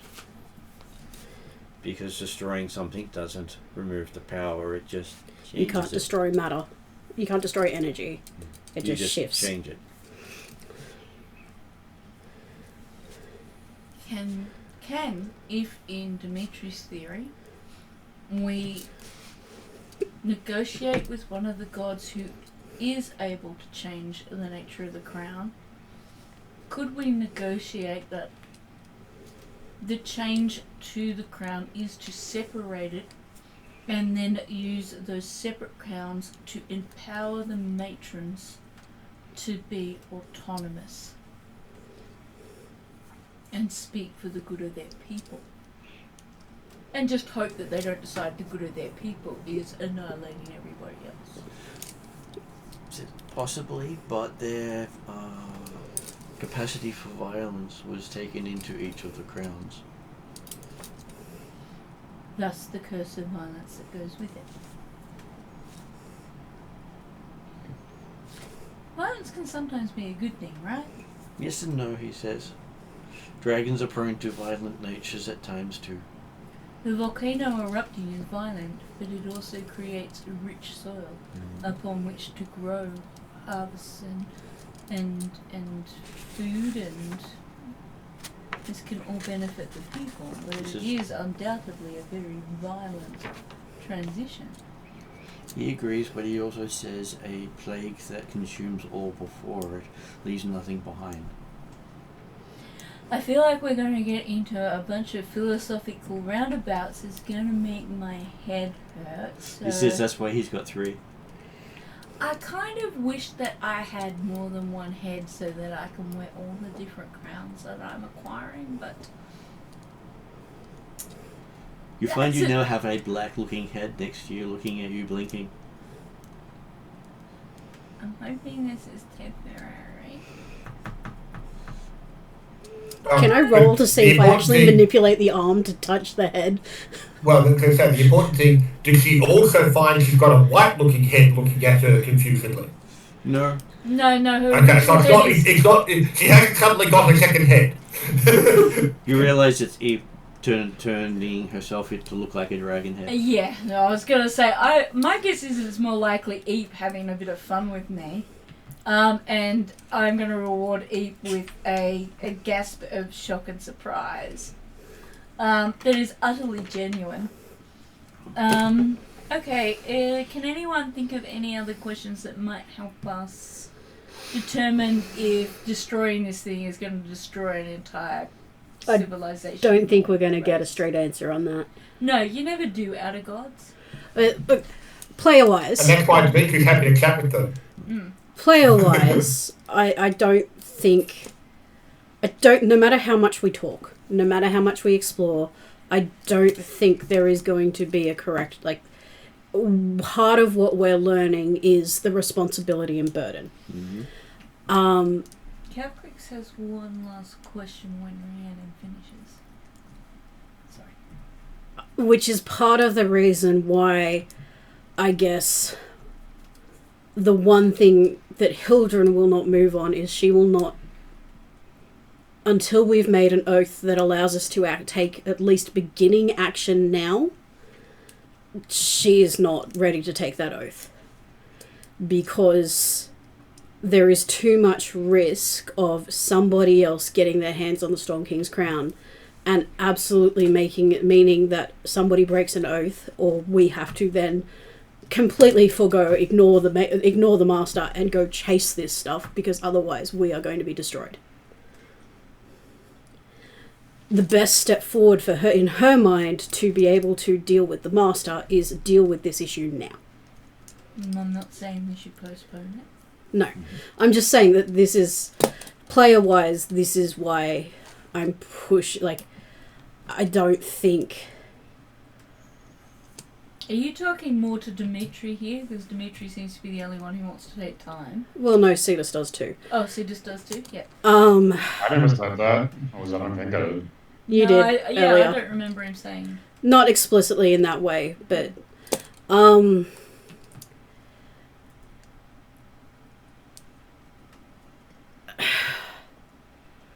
I've lost my train of thought. To me, Dimitri is of the opinion that an oath that, hey, we plan to destroy the crown, or we will destroy the crown, whatever the options might be, is a perfectly valid oath that Dimitri can swear to under any circumstance on the idea that it's always a goal, not necessarily an immediate goal, not even necessarily a mid-term goal. It's a goal that he will achieve or will aim to achieve during his life. So, and again, like from Hildren's recent context, that's not the way it works. Well, there's no reason why it shouldn't be the way it works. Calfrix has a question for Dimitri though. Mm-hmm. If you make this open oath to, at some point, somehow, to eventually achieve this goal of destroying the crown, what is going to happen to it in the meantime? Are you considering that we are capable beyond God's powers to protect it? And how would we manage the burden of protecting a single crown amongst the five of us, such as deciding where to store it and hide it, who to leave it with, how to protect it from the master, that kind of thing? Just, is there at least a general sort of plan there? Can I add the caveat of at what point will you be happy that you've done enough research? Yes. The answer to that second question is simple. When we feel we understand how to go at destroying the crown in the most effective manner that has the least or the most acceptable consequences. I feel like this is going to be Dimitri's moment of metamorphosis. Gordian indecision. Do I have enough? Can I research more? Do I have enough? Can I research more? Absolutely, no, this is it. And Dimitri's of the opinion that yes, it might be a lifelong commitment to work out how to destroy an artifact. And how are you protecting it for that lifetime? Have to hang on to it, I guess. And no. if we're not around, if we're not around because we've lost it or it's been taken off us in some way, then presumably it's no longer our problem. No, it is. No. With the oath, it is. No. But the point being that if we've died because someone's taken it off us, which is how Dimitri would feel this way it's lost. Then, but Dimitri is quite capable of losing it or having someone take it from him. Like, that is... We have a history of somebody who takes stuff from Dimitri constantly. If it's gone from... If you are still alive and it is taken from you by force or trickery or just negligence, it is still on our shoulders. The only way... Yeah, that's right. And it doesn't change... The fact that we're still alive means we're still planning to destroy it. We then have to hunt down the people so that it's not and misused. that could be part of... Okay, absolutely. And Ariadna? While they're both having this conversation, Calcrix is going to open up her Drazzle journal and just write, help. and see if he writes anything back. She's now intensely concentrating on that page. Brain is reading right now. Continuing that conversation, Dimitri, if you make that oath, my oath will be I will allow Dimitri to destroy it at his leisure and have nothing else to do with the crown. If you like. Yep. I'm just going to give it to Thanatos. Like, this is, I'm just saying, I cannot agree to what Dimitri is saying. So if he forces the issue, I am washing my hands of it. I will not even help. I will do nothing involved in this. Dimitri's okay with that. Calcris is. Yeah, I know. Hildren's not entirely okay with it, but if the issue is forced, she will not take responsibility for an oath like that. You do see 8 words start to appear on your page. 8 words, you say? Is the Great One still watching us? Mm-hmm. Oh, yeah. The Great One's getting the best amusement of his life. And Doom of the Desert right now is just like, I couldn't even get this in a challenge. Okay, so the words that appear on your page, you agree to take responsibility for the crown. She writes back, I knew it was coming to this. In a very Lord of the Rings manner, she says, what if I take responsibility for the crown? To Doom of the Desert. He says then, whatever happens to it is your responsibility. Do I deprive my party members here of any particular boons if I take this responsibility upon myself? Well, he does say it will be the group that takes responsibility, not just you. And what if not all members of my group want to take this responsibility? Then you'll need to word it in such a way.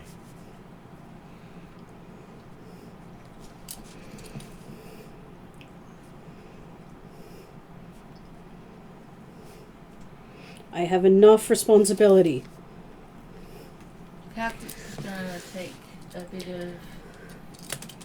Think she can use Blade Chanter to enter a trance? When casting spells, yes. Yes. And she just wants to figure out the best way to word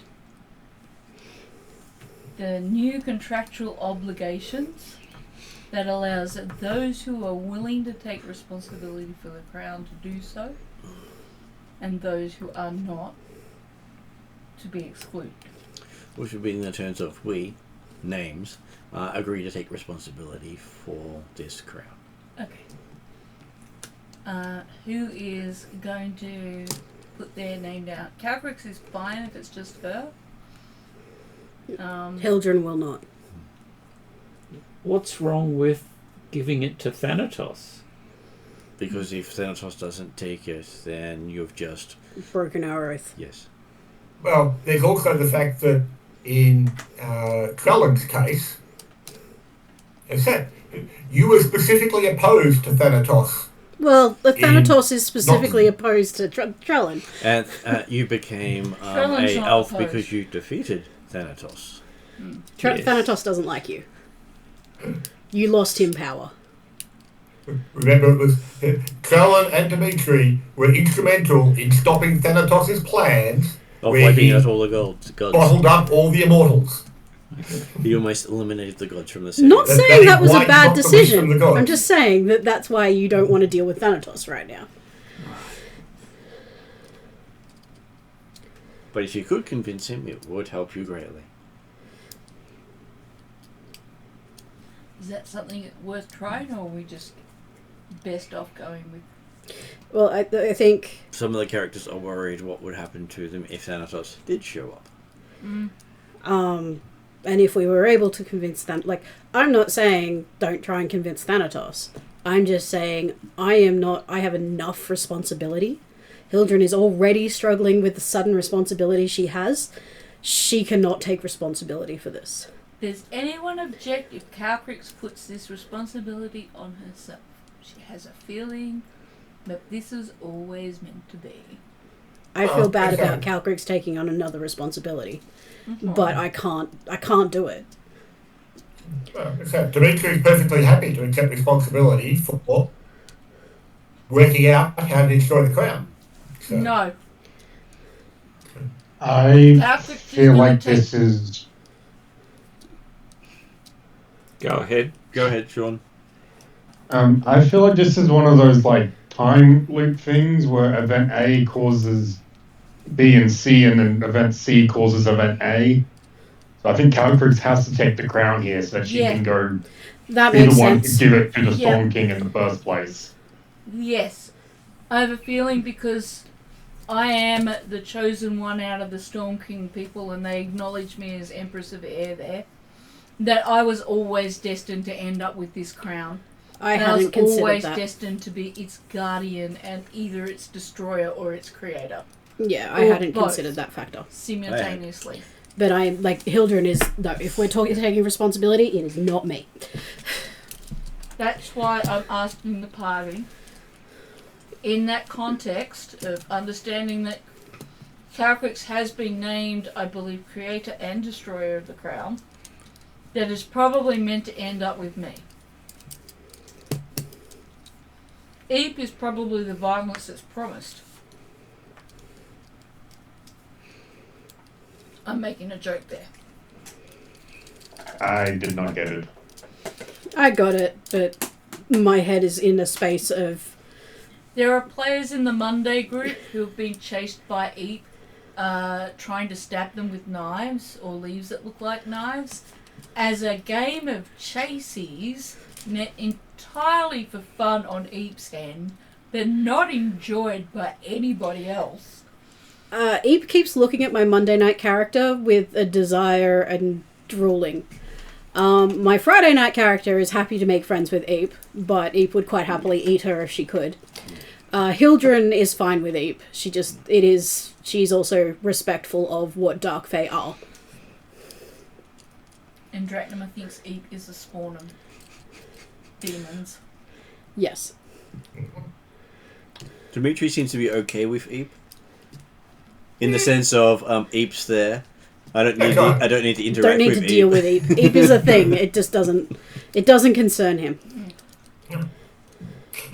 he's not smart enough to learn anything from. Or Eep actually is- learn things from what he's seen, so... All three characters, though, know the potential of violence within Eep. And they just respond in different ways, whether they are Eep's prey or not. Unless anyone outwardly, externally objects, Calcrix will step forth and say, I will take the mantle that was always meant to be mine. Dimitri? I've got no particular concerns. Okay, so you do find in your hands the Storm King's crown. Cast Sanctuary Darkness and Secret Chest.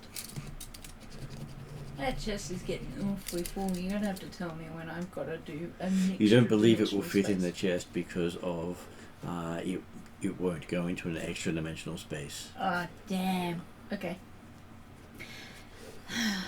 Is this where I have to figure out a way of storing it, or do I just feed it to Eep so Eep can regurgitate it later? Or is Eep an extra dimensional space? If you attune it, you probably can get it in extension space. I'm not putting this shit on. I was going to say, I don't she now think has the we're doing curse that. of violence. Does she also have control of the giants? Technically, if she tunes it, yes. When you think about it, though, Calcrix is probably the safest person to have control of the giants, because Calcrix's one wish for the giants is that they retain their autonomy. Yeah, but if the curse of violence and you are pissed off at somebody... No, the curse of violence could be that I'm always going to find myself fighting off violence in violent situations where I have to fight for I my did life. say what the wording of it was. Did you? Every solution will be violent. Oh, okay. So now I'm stuck with that too. Yep. I have a feeling that I might have to have some talks with some people. That you're looking at me wisely and in that knowing way of I will explain more to you later. So I'm just gonna trust the GM Okay, so and hope he's not gonna kill my character eventually. you now have managed to gain control of the Storm King's crown. which wasn't exactly what you came here to collect. No, we were here for something else, weren't we?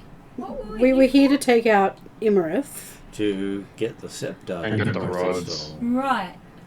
Before all the gods which you then leave, found out was one of the rods of dragon rulership of their cities that the giants. That's right. We're I'd completely using- forgotten about the rods. be- Oh, Before you go, these rods. You know, I feel like I'm doing everybody else a favor. I think the group needs a favor. Wink, wink, nudge, nudge. Have another tea cake. Help a girl dragging out here. I don't know. Is there anything they can do to help us either find Imbrith to start tracking down these rods, or... Well, there's only one that they wanted. They wanted the one that let them utilize the dragon throne. so that they could have working plumbing? And the dragon throne basically helped give them convenience. Yeah, working plumbing, right? So they were basically using dragon magic. Is there any harm in giving them back their plumbing? Says that's the weaker powers of the item.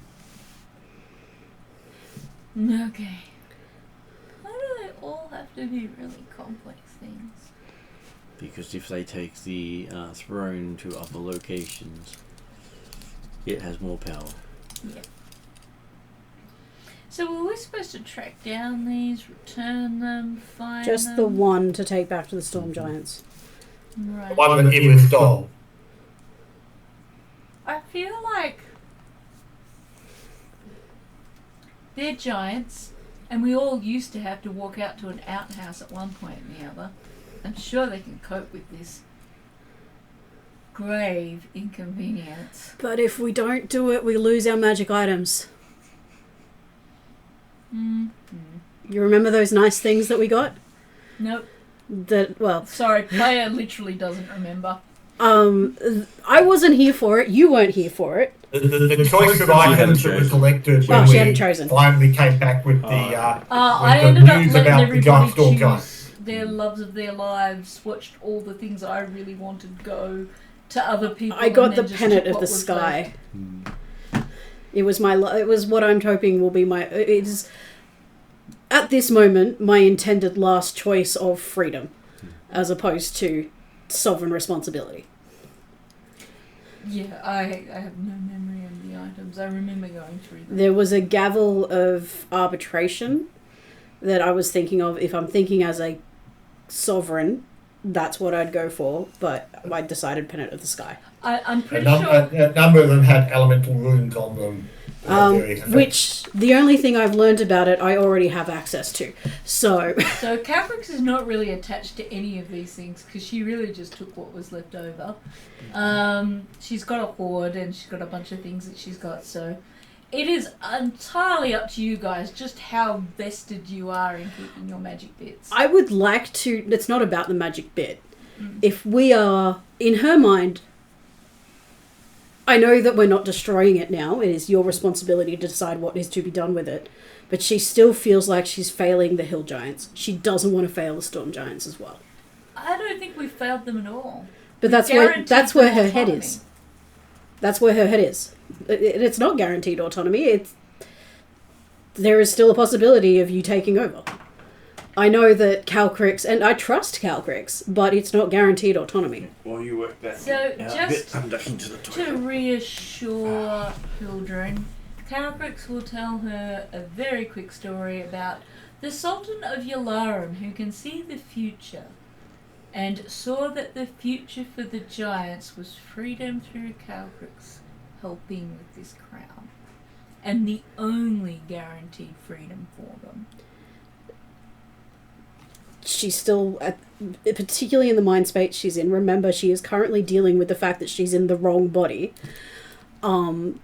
There is always the potential of negative. It's just meant as a reassurance that the Sultan saw her future, and her future was, this was how she was. She is pretty much probably the only dragon dedicated to keeping these giants. I have no free. problem with that, and she has no problem with that.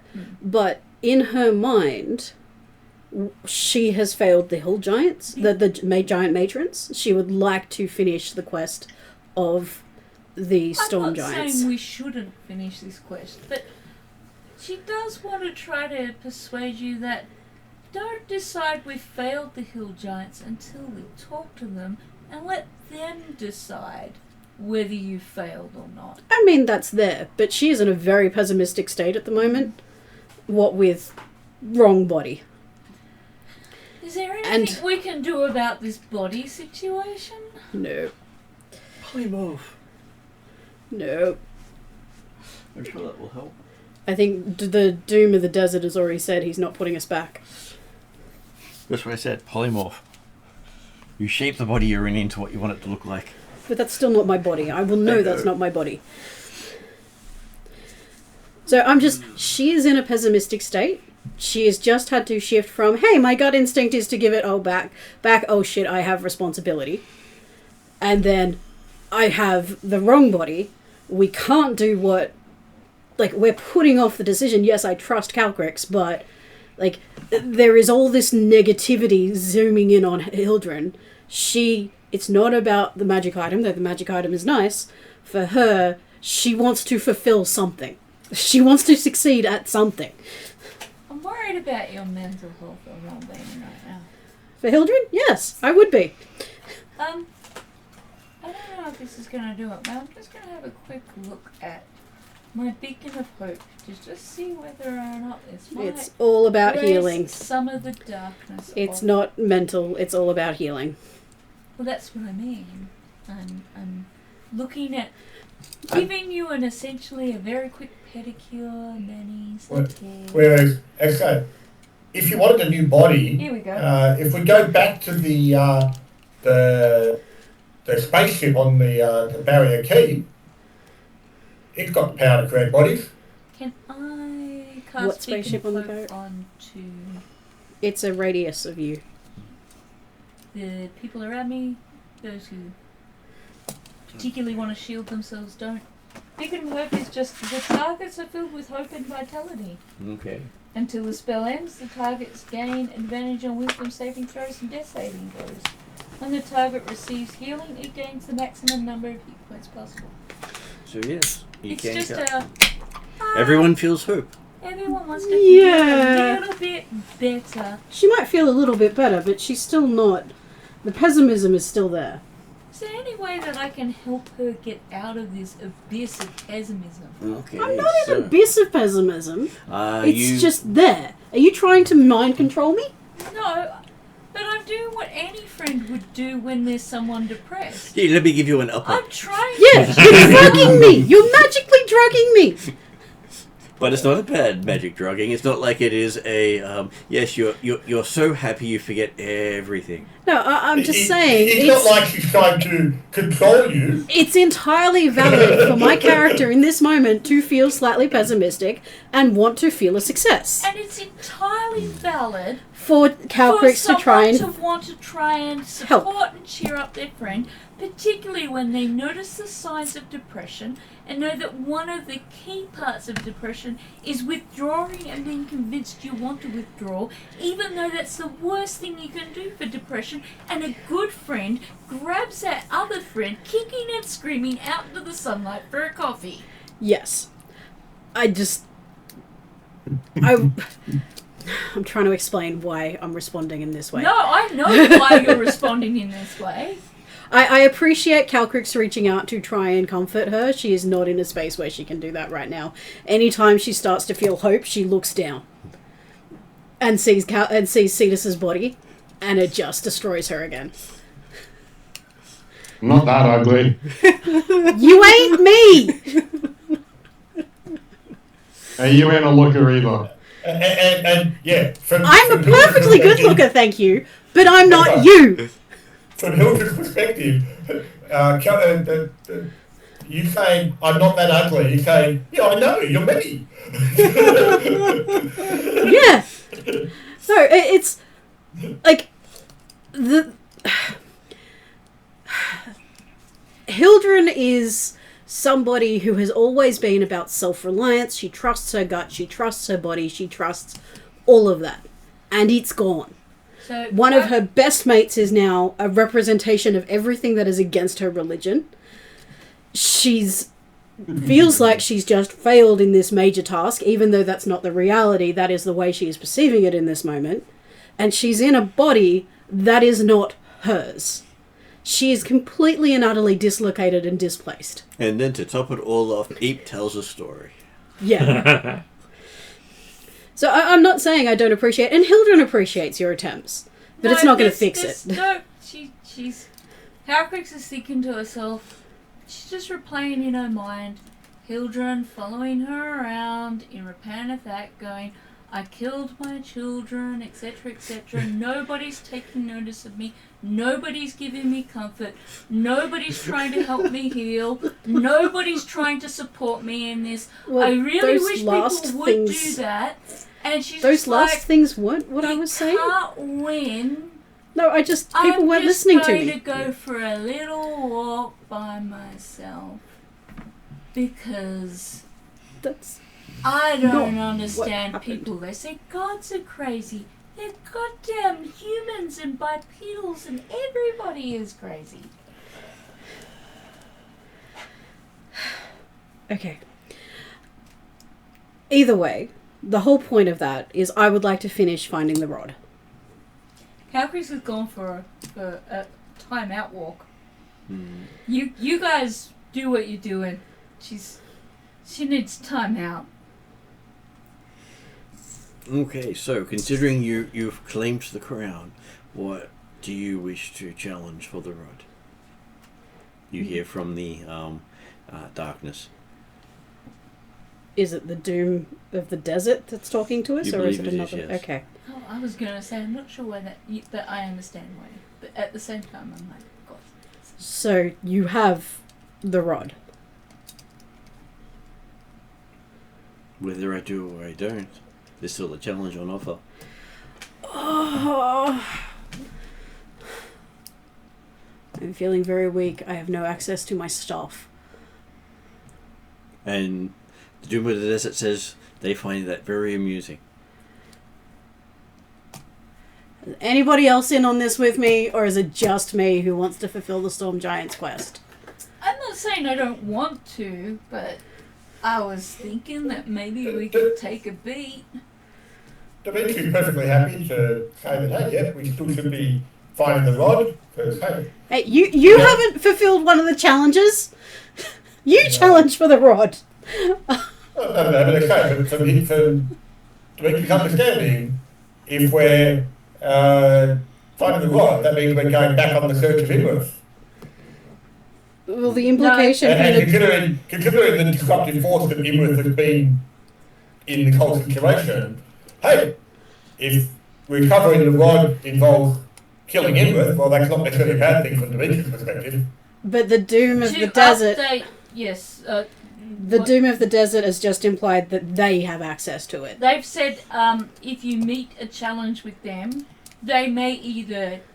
We might win it, attain it, get information to it. In some They might way. go and take it from Immortals to give it to us. So we're in a space where we have an opportunity. And you do notice that the Great One still there is quite amused by your discussions. Halcrix has wandered over next to the Great One, and as long as he doesn't object, she's just gonna lean up against him and just like, people. Short memories, he says.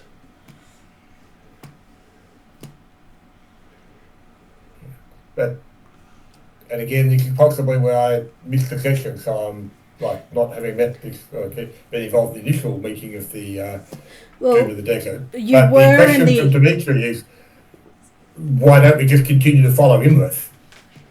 Because we followed Immorth here. So, Yep. And Imworth's not here, so we keep following Imworth. so last session, which you weren't at, the Doom of the Desert said that if you are able to meet the challenge, I'll help you towards your goal. At that time, the goal was the crown. Halcrix challenged Merc to a duel of songs, and Cetus, Trellin, and Hildren are engaged in a game of hide and seek. The main goal of whatever challenge you propose to the Doom of the Desert is that it entertains him.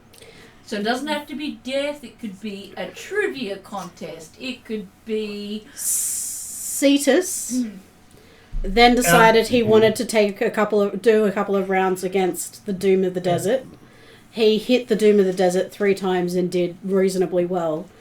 And then said he wanted to take a hit. Then was offered the ability to try and take a hit from the Doom of the Desert.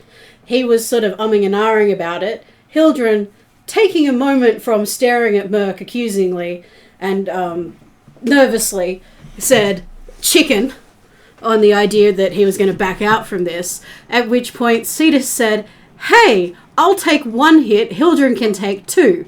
In the first hit, we were switched bodies. So Hildren's body took 2 hits, Cetus's body only took 1 hit, but Hildren took 1 hit because she was currently in Cetus's body, and we have no way of getting that back. So the reason why Hildren is in Cetus's body is because of a completely extraneous challenge. Yeah, no, they can't. I understand that. They can do from Dimitri perspective. And why do you wish to abase yourself to this creature for his entertainment? If it gets us our goal, I don't really care. So I believe Dimitri's the goal of retrieving the crown. Yep, well, that was, or to ensure the crown's safety. Then okay, understandable. But hey, because Dimitri would like to meet up with Imrith, and so Dimitri, why don't you talk to Doom of the Desert and tell us, like, find out. Do they know where Immorth is? Have they got the rod? Is it worth following Immorth? Is Immorth died here and we are currently just trying to collect what has been left? It will give Dimitri an intelligence check to see if he remembers a fact. Unless, of course, he has a eidetic memory feat. He does. Well, he does have the eidetic memory. So, in which but case... then roll a natural 1 when you want to, and you could tell his shit, so... But okay, from the point is, are you saying that we've completely lost the trail of Immorth? Our only trail for Immorth was here. Immorth could be Doom of the Desert for all we know. Mm-hmm. We don't think so, but it could be. That's right. I don't know. The GM's capable of that kind of...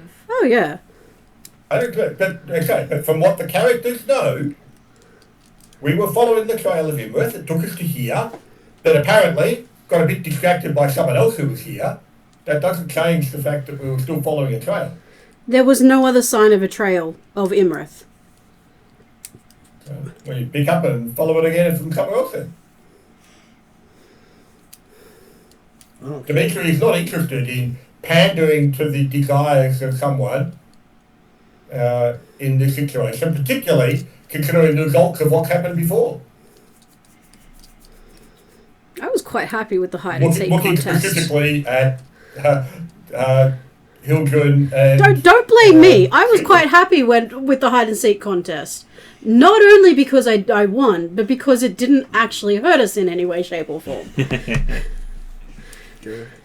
Currently frustrated with people in general, and having heard Dimitri's disparaging comments about dragons in general and not pandering to their needs, Calcrix looks up at the Doom of the Desert and says, I'd like to challenge you to a limerick contest. I'm particularly bad at limericks, but I think it's going to be thoroughly entertaining.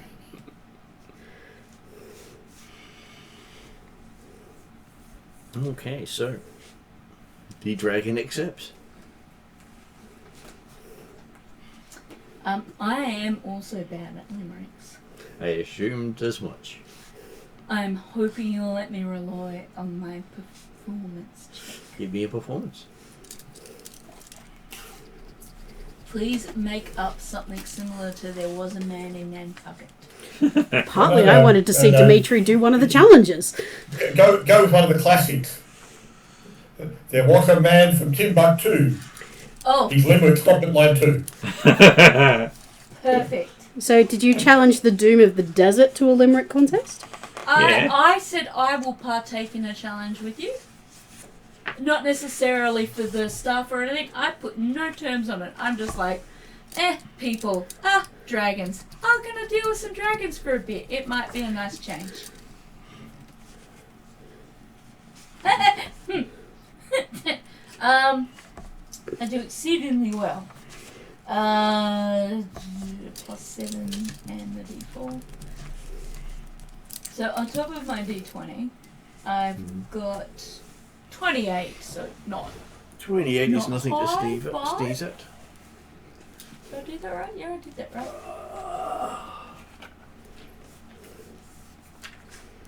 Oh, he's getting out the flashy dice. You rolled a nat 1. I did. Really? Apparently I'm better at limericks than I thought I was. Okay, so the Doom of the Desert does a really horrible limerick that makes you shudder completely. It's Vogon poetry? Vogon. I'm sure Vogons would find this one a little off-putting. Oh, okay. Even the Great One has that sort of slap sort of look to him. I might thank you for making me look good. That was very nice of you. It's kind and thoughtful. It's not every dragon like a Titan dragon that can make a little dragon like me look good. The challenges so far have had 3 rounds. Are we having 3 rounds of this? Doom of the Desert is happy to go on to another verse and see how Calcrix performs. Probably not on a natural 20. No, Well, hey, you had a natural 20. They had Nat a one. natural 1. not entirely bad. I got a 6 on a D12. You might ask for a advantage on the next roll as part of your success of the other one, and he's got disadvantage because he was so bad on the first one. Sure. I'll go with Okay. it. Because you're off to such a strong start, whereas he wasn't. First roll was a 13 plus 8, so 21. Second roll was a 16 plus 8. Is it 24? 24, yes. 17. Okay. Disadvantage. Oh, yeah, disadvantage. 8. 8. So yes, you seem to be outperforming Doom of the Desert. He's really doing well to cheer me up and make me look good. This is helping my depression. And final round. Okay. Wrapping up Double your points. limerick. It's 14 plus 8. 22? 22. 10. And you end up with a strong finish beating Doom of the Desert. Oh, wow. I thank him for so graciously helping lift my mood. And reaffirming that sometimes the support and friendship you might need is another dragon. I will ask Trellin if he minds immortalizing our limericks in his famous calligraphy. Yes. Yes, you do mind. I don't want to put that first one from the Doom down. Might burn the paper. I will look at Doom in the Desert and I'll say, his calligraphy even impressed, what's the dragon's Horrible name? Death. Horrible Death. And I imagine that's not easy to do. Doom of the Desert does know Horrible Death quite well. I reckon that they do. Someone called Doom of the Desert seems naturally matched for a friendship with someone called Horrible Death. I think the only challenge that I would be up to right now is a drinking challenge. You could indeed do that. I think trying to Doom of the run- Desert says be very careful what you wish for. Yes. Yeah, no, I would be very specific in what I'm saying. And part of me wants to challenge Merc, but that can't happen. Part of me just wants to play around with my new constitution modifier. But literally, I've been going in my head of what I could possibly do as a challenge, and I don't know my abilities right now enough to be able to do anything. You Other can than trip say over drink. your own tentacles. So do you need to roll An arm wrinkle. calligraphy? With all of them. I need to roll.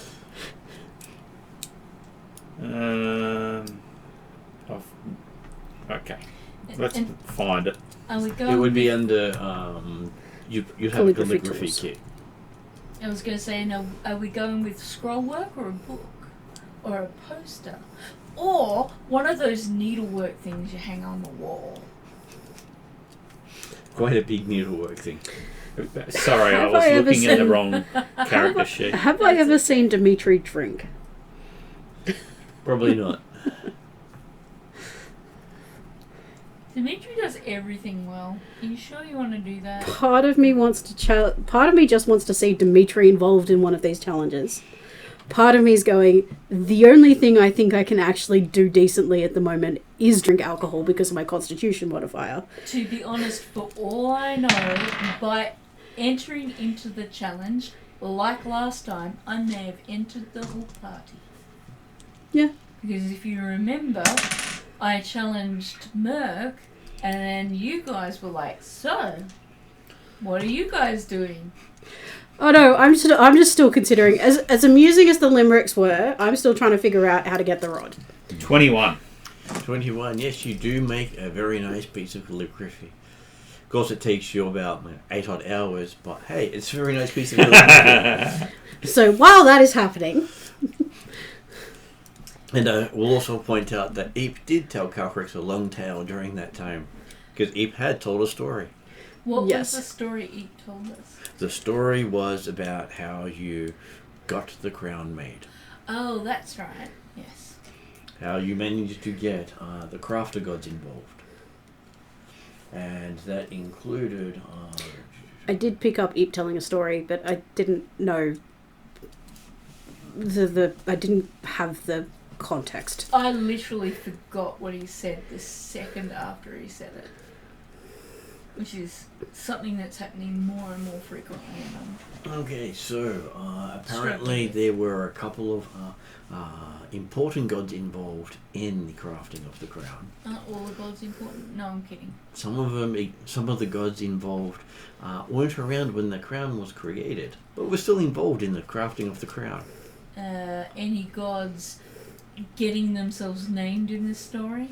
You have the god of the dwarves, Kagya, who is responsible for curbing the aggression of the giants. in He particular. might be useful. I've met Kagya and actually given him a gift and spent some time with him, so that makes sense. You have the god Wayland, who was responsible for the design of the crowns. I don't think I've met Waylon though. Maybe that's in my future. I believe he is known as the Godsmith. That would make sense considering my coffee craft, jewelry craft, and gem crafting. And the god Polonius is the one who combines them all, who's I have known met- as the Celestial Architect. I have met Polonius, so these two make sense. You also had the god Zerchev as one of the craftsmen.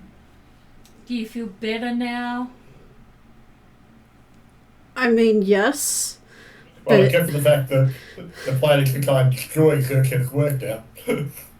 Well, I haven't said I'm destroying the crown. I'm taking the burden Responsibility for of it, guardianship of the crown. I asked if Khazarchev has an interest in the crown. In your knowledge of things, he does No. not, because he does not talk about things that he doesn't believe. It doesn't in connect to maintaining. me. Yes. It doesn't connect to my knowledge of Zerchev. Yes. Though Halab is also one of those responsible for the binding of the crown of the giants, as is Petra, the I was three gonna say. gods of Karamikos. Oh, no. Is that why they were giving me that deference when we're to set up that southern continent with they gave me the dual responsibility with Dimitri. Mm. Ah. And because those three are involved, Orcus actually has had a hand in it as well. Yeah, But makes sense. okay, you got to remember that the gods of Caldara were probably keen to bind the giants up to stop them attacking Caldara. Well, this was And- before they were. This is before the Chaldara existed. This is one of those time things I'm pretty sure Drazzle was involved in. And Well, I was going to say that would have to have significant time things because when the trio, Halev, Petra, and Zerchev Caldara, they were, and they were not born when the crown was made. But they had a hand. yeah, that's in right. making That's the right. That's what I crown. mean. It's the sense that they have to have been a time thing because We're having talking become centuries. gods, they then went back to help create an object that would help ensure the safety of the Caldarans by binding up the giants. So you have the pantheons of the giants, the Norse, and the dwarves were also involved in its construction. Yeah. Specifically, the pantheons themselves, because they were the most affected by the what would happen if they had not been bound. The giants or the dragons? The giants. The dragons were given control of the crown, Mm. but they weren't allowed to be part of the making of the crown. So the pantheons of the giants, dwarves, and Norse. Because if the dragons were involved in the making of it, they would then be able to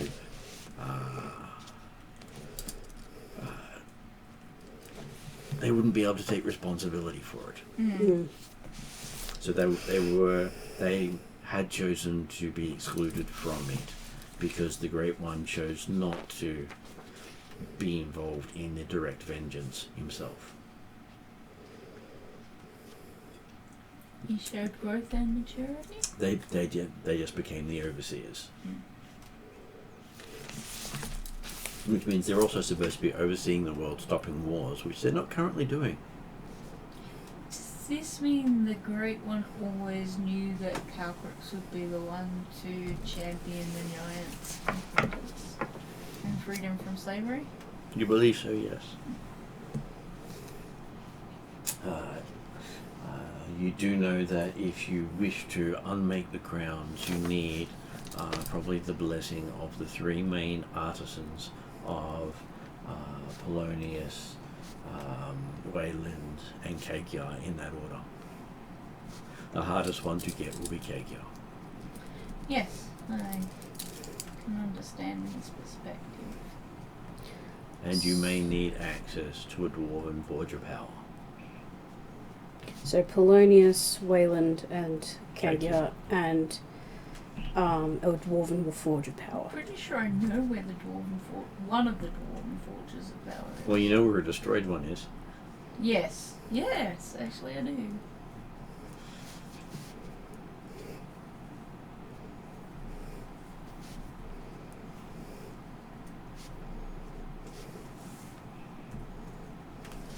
So Eve has a lot of information to impart. Mm-hmm. Have I dragged the entire party into a group challenge? You have not, because all you did was a challenge for no reward. Yep. So they are not bound by anything else. I will then ask Doom of the Desert, is it wise to pursue this scepter, and would you like to be the one to determine the challenge this time?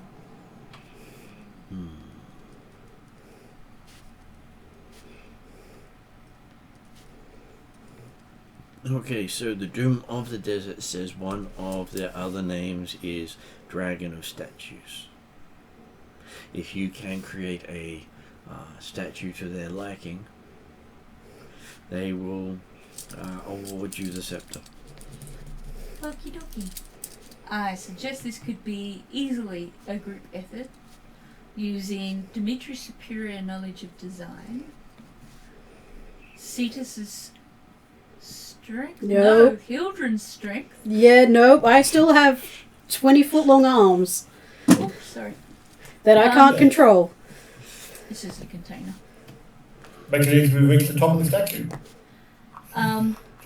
But you could help carve this statue because you have the strength. You don't know how to use your arms? I do not know how to use my arms. We've had about 8 hours of practice by now. Yes. Okay, so I can use them, but probably don't have much in the way of fine motor skills. You could still help us get, say, a large rock or other material from which we can carve this. I'll try. I have stone shape. Then we can see if Cetus can think of how he would like to contribute, and I'm pretty sure Trellin can decorate. Because if he can do calligraphy, I'm pretty sure he can do some pretty cool artwork. I've got calligraphy and disguise. There you go. So Dimitri talking to the Doom. Mm-hmm. So you're saying you intercepted him with and took the rod off them? Duma the Desert does not need to respond to your query until you meet the challenge.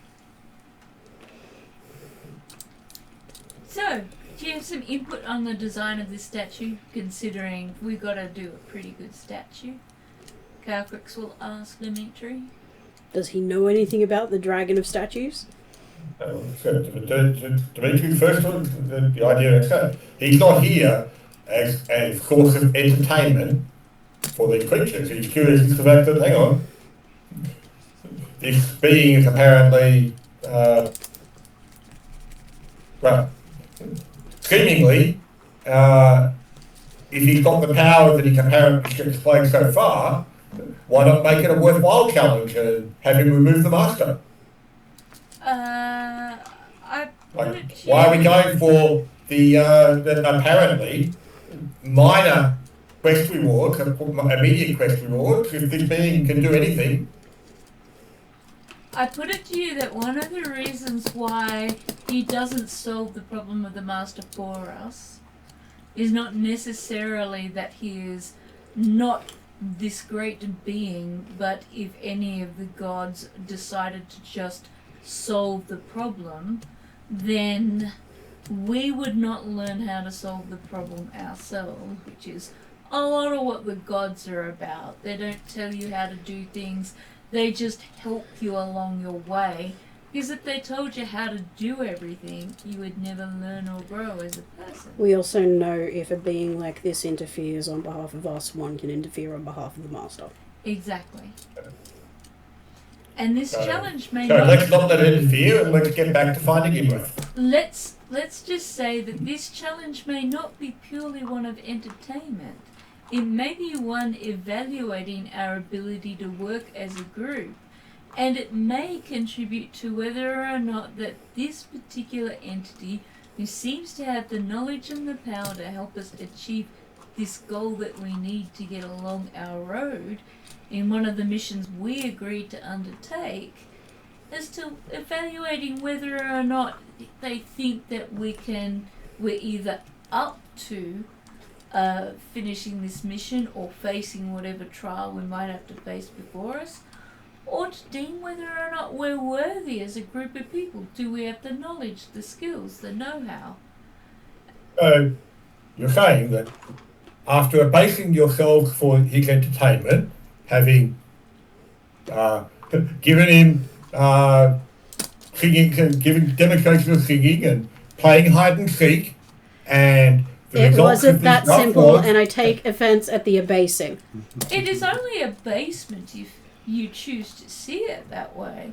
If one can't laugh at oneself, one's got a very boring life in front of them. and yet the result of this laughing entertainment, Dimitri points towards Cetus and Children. That was not part of the original challenge. This is something completely on the side and did not have anything to do with actually gaining the Storm King's crown. And so you're saying it wasn't this being did it to you? Oh yes, he did it to us. I believe Exactly. I believe it was done in the manner of a lesson many gods and To provide his entertainment. No, I think it's trying to teach us to walk in each other's shoes. Not that I think Cetus and I need to do that, but there you go. Have I managed... I'm still like, am I going to be able to retract these arms at all? Eventually. Calcrix is going to go, people, and look at Cetus and Trellin and say, I don't suppose you guys want to help me do this. I will help. Yes. Do I have the ability to pick up stuff? I will help pick up things. I will happily help with this. And you realise you are really strong. I'm happy to be really strong. I don't know I'm how really much control strong I as have well. over my arms right now. Well, you realise that if you coil your long tentacles around things, they're so much easier to pick up. Yeah. So, are they arms or are they tentacles? Of course, you Bit of break both. them half the time. So, yes, if I have figured out that I am capable of actually using my tentacle arms, I am happy to help. I'm going to take, and it'll please Dimitri to say it this way, which is why I'm going to say it this way, a page out of Dimitri's book and get this shit done. Oh, yeah. Rather than stand around talking about why we're doing it in the first I place. would happily get this done. If I can help, I will help. I just don't know what, like, player-wise, I don't know what I'm capable of. I suggest we get ourselves some materials and we use our collective creative expression to... I can stone shape it and use jewelry craft. My gem craft. After everything he's done so far, you now wish to make glorify his person himself. I'm not making a dragon statue of him. I'm making a dragon statue. And I'm doing it because I am a master jewel and gemcraft designer, and I'm proud of the skills I've earned through my lifetime, learning and being mentored by people who are very skilled at it, and applying my own talents and skills. The only material that I can think of from our description before that is loose is the sacrifice pillars. Is there anything else I can, like, wander over and grab and pick up? Or pull apart? There's lots of other bits of rubble around that Okay, you can use. I pick up rubble, pretty looking rubble, ones with interesting patterns, and bring them over. And I'll do calligraphy on it. And You can disguise? I don't know. But anyway, You can use your skills. it's 23. Well, you can use the disguise kit to do the equivalent of, I colour it. Yeah. Okay. Because the disguise kit does do that. I'm sure Cetus And potentially put a beard on it. Or a That mustache. might be what Cetus does. 22. You do make it look pretty good.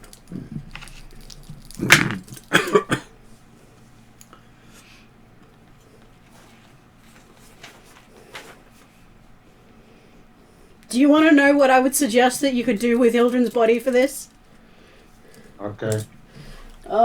Give me a second. What have I got skills in? Because I have skills in some cool stuff. So when you do this kind of thing, do you roll for the craft? You can roll for the craft. I'm assuming I Which don't will need to be roll how because I'm pretty you purely make doing... it.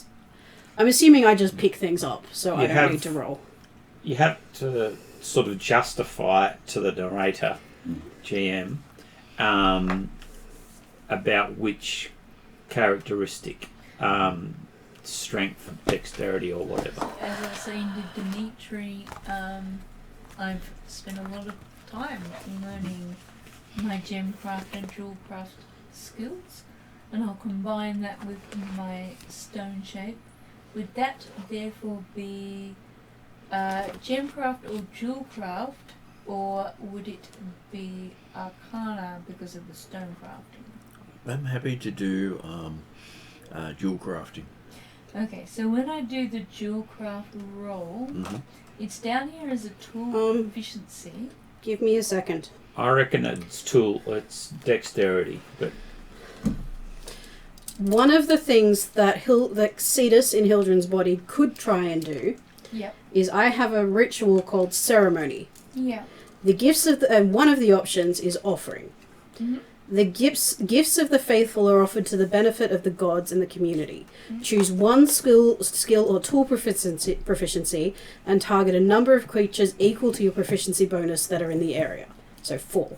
Yep. When a target makes an ability check using the skill or tool within the next week, it can use this benefit of an expertise dice. That sounds really good. So, if Cetus is able to pull off the ritual of ceremony, you guys can both have an expertise on your arts. Double thumbs up. The other option is knowledge of... No, she doesn't have knowledge of aethermancy. Let's just give Cetus a go at the ritual. Okay, so that would be a religion roll. And that's a mental thing, so he doesn't get my religion. Hmm? Do you have dice there, Sean? Hi, Sean's mum. Hi, John's mum. Took you long enough. We like to surprise her, I didn't... and it forces her to watch the video at least until which point we go, hi, Sean's mum. I didn't know what was said in the intro. So yes, your religion check, as in Cetus religion check, not Hildren religion check. Can you give me 1 second? And technically religion is usually intelligence, so you're going to allow him one of the other mental stats? I'm happy for him to go with one of the others. Hildren uses wisdom, because hers is all about the gut. But again, it's mental. Calcrix is the same. And I'm sure he can go with charisma because he's trying to charm the god into believing that they should answer him. Yep, that could work. I'm not aiming for him to fail. 22. Okay, so yes, you managed to pull off the ritual. So we An do extra our 1. rolls. You get an extra And 2. D4. You get an extra D4 on the roll. Okay, cool. And for mine, is it dexterity? I thought mine was charisma usually. When I do it, I'm allowed to... Well, it's dexterity, I would have said. The dragon does something different because the dragon did downtime so that she could choose. Now, most people it's can wisdom. choose. That's it. You can choose to say that I'm trying to make it a performance piece. I'm trying to evoke an emotion out of Okay. it.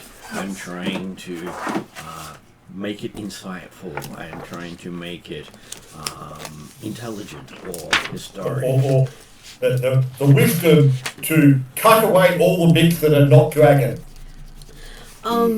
Yes, she usually goes for either the intuitive thing, particularly when she's crafting, or the charisma when she's performing. But we'll go with intuitive wisdom. So we'll go with wisdom this time. So that's D20 plus... Just because the ritual made me remember hit points. So Have I 18, healed from 20. taking the hits? Or do you have a note down of how much damage I took?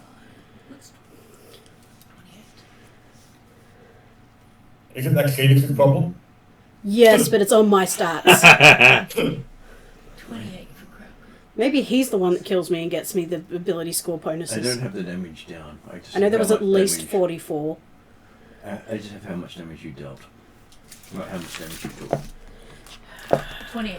Okay, so yes, you do make a very nice, pretty looking statue. Yahoo! What was the theme of your statue? Every dragon deserves to dance. Okay, so while you were doing that, it Complete with jazz wings. seems Doom of the Desert was doing their own statue as they were forming it out of sand that seemed to be fusing together. I knew sand was going to be involved. And by the end of it, they do quite the rendition of a dragon form of Drachnema. Oh, that's pretty awesome. With a foot on a crushing a human skull. That's true to his destiny. Going for the positive side of And things here. holding forth a strange-looking blade with obsidian shards coming out the side of it. This looks familiar. Hmm? Sorry, Or I a not zoned so out for a strange looking second. way for those that know Dracula. Well, everyone else would be strange-looking except for Calcrix. So Calcrix is holding a staff and the rest of us look a bit odd. I'm sure Dimitri's met Dracula. Mm-hmm. But you probably wouldn't have seen Drachma pull out the Preserver's Blade. Okay, happy with that. Mainly because it's wood and it's got shards of volcanic rock in it. Yeah. How good could it be? So the Doom of the Desert creates a statue. Of Drachma from Monday. So our Atruaghin dragon friend. Of Drachma. In Hollow World. Oh, yeah, sorry. As a player, you said Dracula, but I immediately inserted Dimitri in there. I thought, no, yeah, Staff of Preservation. It's the Preserver's Blade. Yeah. Okay. So he's wielding the Preserver's Blade. So it is Mokatul is the actual name of the blade, Yeah. which is a wooden shaft with jagged pieces of obsidian sticking out, becoming the blade like a sword. It's pretty impressive. Is that the one he takes out to kill Azantiotl people? Is that the different That's one? the exact one. Yeah. That's why it's called the Preserver's Blade. Yes, that's right. And it's why it literally, when we came across the Exantiotl followers, he went and almost berserked trying to take them on melee combat when he's actually much, much better at archery. Mm-hmm. It was the one time that Drachma and Calcrix were in exactly the same page, exactly the same line, and exactly the same word. Xantiotl's followers turned up and they both went, "We need to demolish them." I'm wondering why the Doom of the Desert did a statue of Drachma with this party, but It's dragon. yeah. I'm Very looking for powerful meaning. dragon. I guess I'm looking for meaning. You I don't believe know. it picked a dragon it knew. Calcrix has made a lot of exasperated sighs about people recently, so she's kind of seen a theme here. Is the great one stayed sitting around the coffee table? He has. Yeah, okay. Well, Dimitri's obviously stayed at the coffee table too, and will be, quite happily chatting with Great One if he continues to talk. The Great One does. And it even comments on the fact that Dimitri's eidetic memory seems to have failed him. I've forgotten something? Can't have been that important. I want to know why. I want to know what he forgot. Exactly. That's right. You guys are busy making statues. Don't worry about it. I don't know. Calcrix has got pretty big ears. I just had to pick up some rocks. My perception is still where it was. Okay, I will give everyone but Dimitri an insight roll. See if they can figure out what it is Dimitri has forgotten. I think I did pretty well. I got a 19. Where is insight? 19 plus 15. 32. 25. 34, and I haven't finished rolling yet. What's 34 and 4? 22. 34 and 4 is not 22. 38. Thank you. I could not figure out how to. I was trying to. Okay, as you think about it, you do realize that you had a alternate name for Ilmarith. That's right. We did. Mm-hmm. Was it Doom of the Desert? Yep. That's right. In your research in the Dragon Academy. Yes. Well, Pointed out about 3 times. I got an excuse. I can't remember what I did yesterday. I think I blocked out what Dimitri remembered. What Dimitri found out. So It literally was about 2-3 months ago now because of the time off we had. So So Dimitri's it is understandable. been asking where is Immorith. Imrith, When To Immorith Immorith. is above us. and his eidetic memory should have told him that he is. Which is why I gave him a memory check when he rolled a 1. I was like, if he had rolled anything but a 1, I would have given it to him. Yeah. At Maybe he which should point, have had the Lucky Rabbit's Foot from Trellin. Yes. at which maybe. point, because she's already moved the heavy things, Hildren will wander over and say, "You did some research. You know that you're asking Ilmarith? Imrith. Immorith? Where Immorith is." No, I never asked him where Imrith was. No, you asked the Doom of the Desert if Imrith had the staff. The rod. No, I asked him if he'd take it off Immorth, if he'd intercepted and taken it off Immorth. So if you'd So- intercepted And Imrith, I think he refused to answer. You're missing the point. You're missing the point. That's Imrith. you asked Imrith if Imrith had intercepted Imrith and taken the staff off Imrith. Yep. And he said he didn't need to answer because I didn't tell him. And Calcrix goes, that's his hidden entertainment challenge. Realising that he didn't realise that he's talking to Imrith about where Imrith is. And the other point of contention is Imrith is a her, not a he. Oh, God. No, I knew Imrith was a her. I'm sure you said he at some point. No, I've she's been letting the always entire been a she. and I've been letting the party say he the entire time, and I've been using they. I apologize. I actually apologize to Imrith. I am so sorry. I am currently understanding gender dysphoria. I really, really am sorry. I have a feeling that if she's anything like me, we don't really care. She doesn't really care, but she, as a they find it quite amusing because it means that people seem to trip over themselves when they find out. And, you know, gender dysphoria thing going on.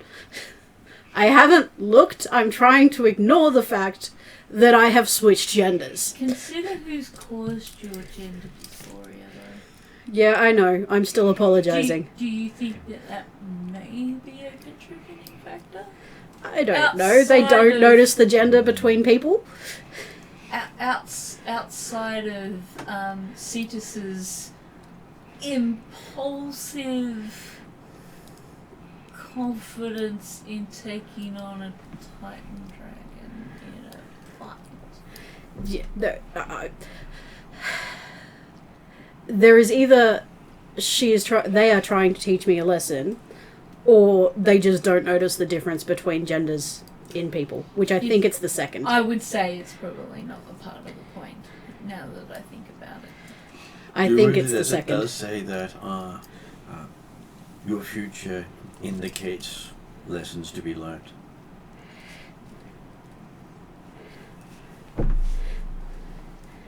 If I succeed in those lessons, can I get my body back? Success not required. I think you just have to ask nicely. In time, it will happen. Oh, thank you. If it's coming, I have time. I have plenty of time. Don't think it. Don't. It's just not fair to her. She's been through enough to today. There's been a lot of thinking of God. Yeah, shh. Hey, Which I'm Well, not in that person's domain, okay? I can be thanking my god. Technically, you're in every god's domain right now. True, Yes. but I am not in his domain. And God, some slack today has been shit. I have. I know. You know I had 3.5 hours of tutoring plus another 2 hours this afternoon. Okay, so you do see the big sandstorm desert reduced down to a gigantic blue dragon. Does this mean I get to finally hug Emma? Mm-hmm. Does she want a cookie? Numerous is more than happy to grab a cookie. Cookies will be shared. She does put down a rod on the ground for you and says, what you do with that will be your own undoing. I'm pretty sure that Hildren wants to give it to the Storm Giants. I'm not entirely sure that. I just could- want a success. Yes, but at what cost? If it opens up powers to a dragon throne, that is far greater than running the facilities. Can we ask Immorith, why did you take the rod from them? It was never theirs. Do you think that we should return it? Immorith has no opinion in that matter anymore. am I right in remembering? I don't have Dimitri's eidetic memory, but was there a reference when the rod was originally discovered to be missing? I wasn't there for that. That's why I'm trying to see if Yeah. I can remember. Mhm. That there was a bit of entitlement and privilege going around in the Storm Giant Mountain facility, and a part of taking the rod was to kind of give them a feel for not taking everything for granted. Well, she had limited the use of the rod in her time as overseer. So whoever takes up the rod may also take up the mantle of overseeing it? Unlikely, she says, because it took a while to learn. So it takes time before one can learn how to use it to its full power. Can it be taken by someone like the Master or one of their minions and used against us in the fight against the Master? Most things can, she says. Is this one of those kind of weapons we need to be very wary of? It is one of the ruling scepters of the Dragon Kingdom. It can take charge of the dragons. I suggest, Hildren, we find out more about this item before we... Can't I just have Congratulations, a simple it is success? now your responsibility, she says, handing it to Oh, Hildren. God. I was gonna say, I knew you were handing yourself some more responsibility you said you didn't want. But you did want to win. Can't I just have a simple success? Oh no, I ask for that all the time, it never happens. Now I've got to... I think we just Crown. lost a Cetus. And maybe a Dimitri as well. All No, Dimitri's dragons? still there. I'm here. All dragons or just a...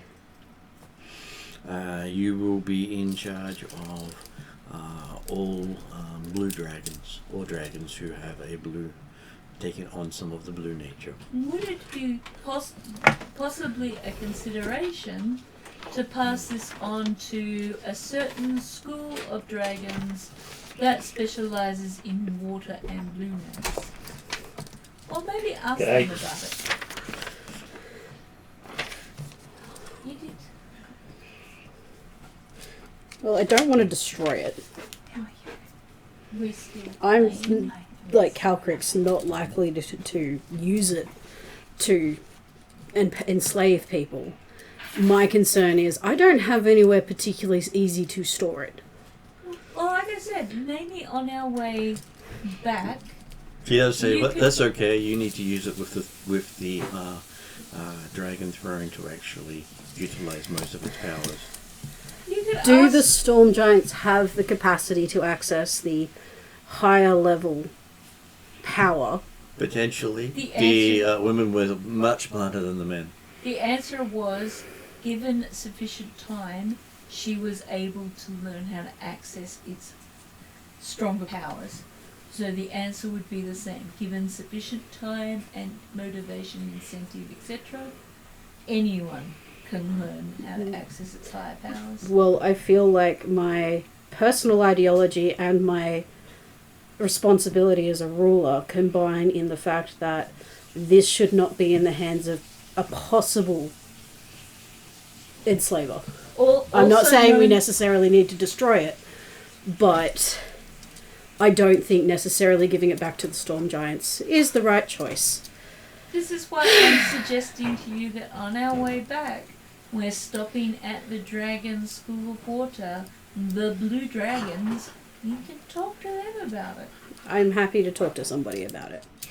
Dimitri can be to hold it for if you like. Nope. She does say that most of the blue dragons will not want to interact with the owner of the scepter. Okay, I want to talk to Drazzle. why is that? Because it's rumored that whoever wields the scepter can bend them to their will. What if the person who's currently wielding the scepter wants to talk more about guardianship in a similar way to the way that I have the Storm King's crown? Potentially, but you are holding a weapon of control in front of them. So perhaps we want to send a message ahead. Congratulations, you're now the Blue Dragon's nightmare.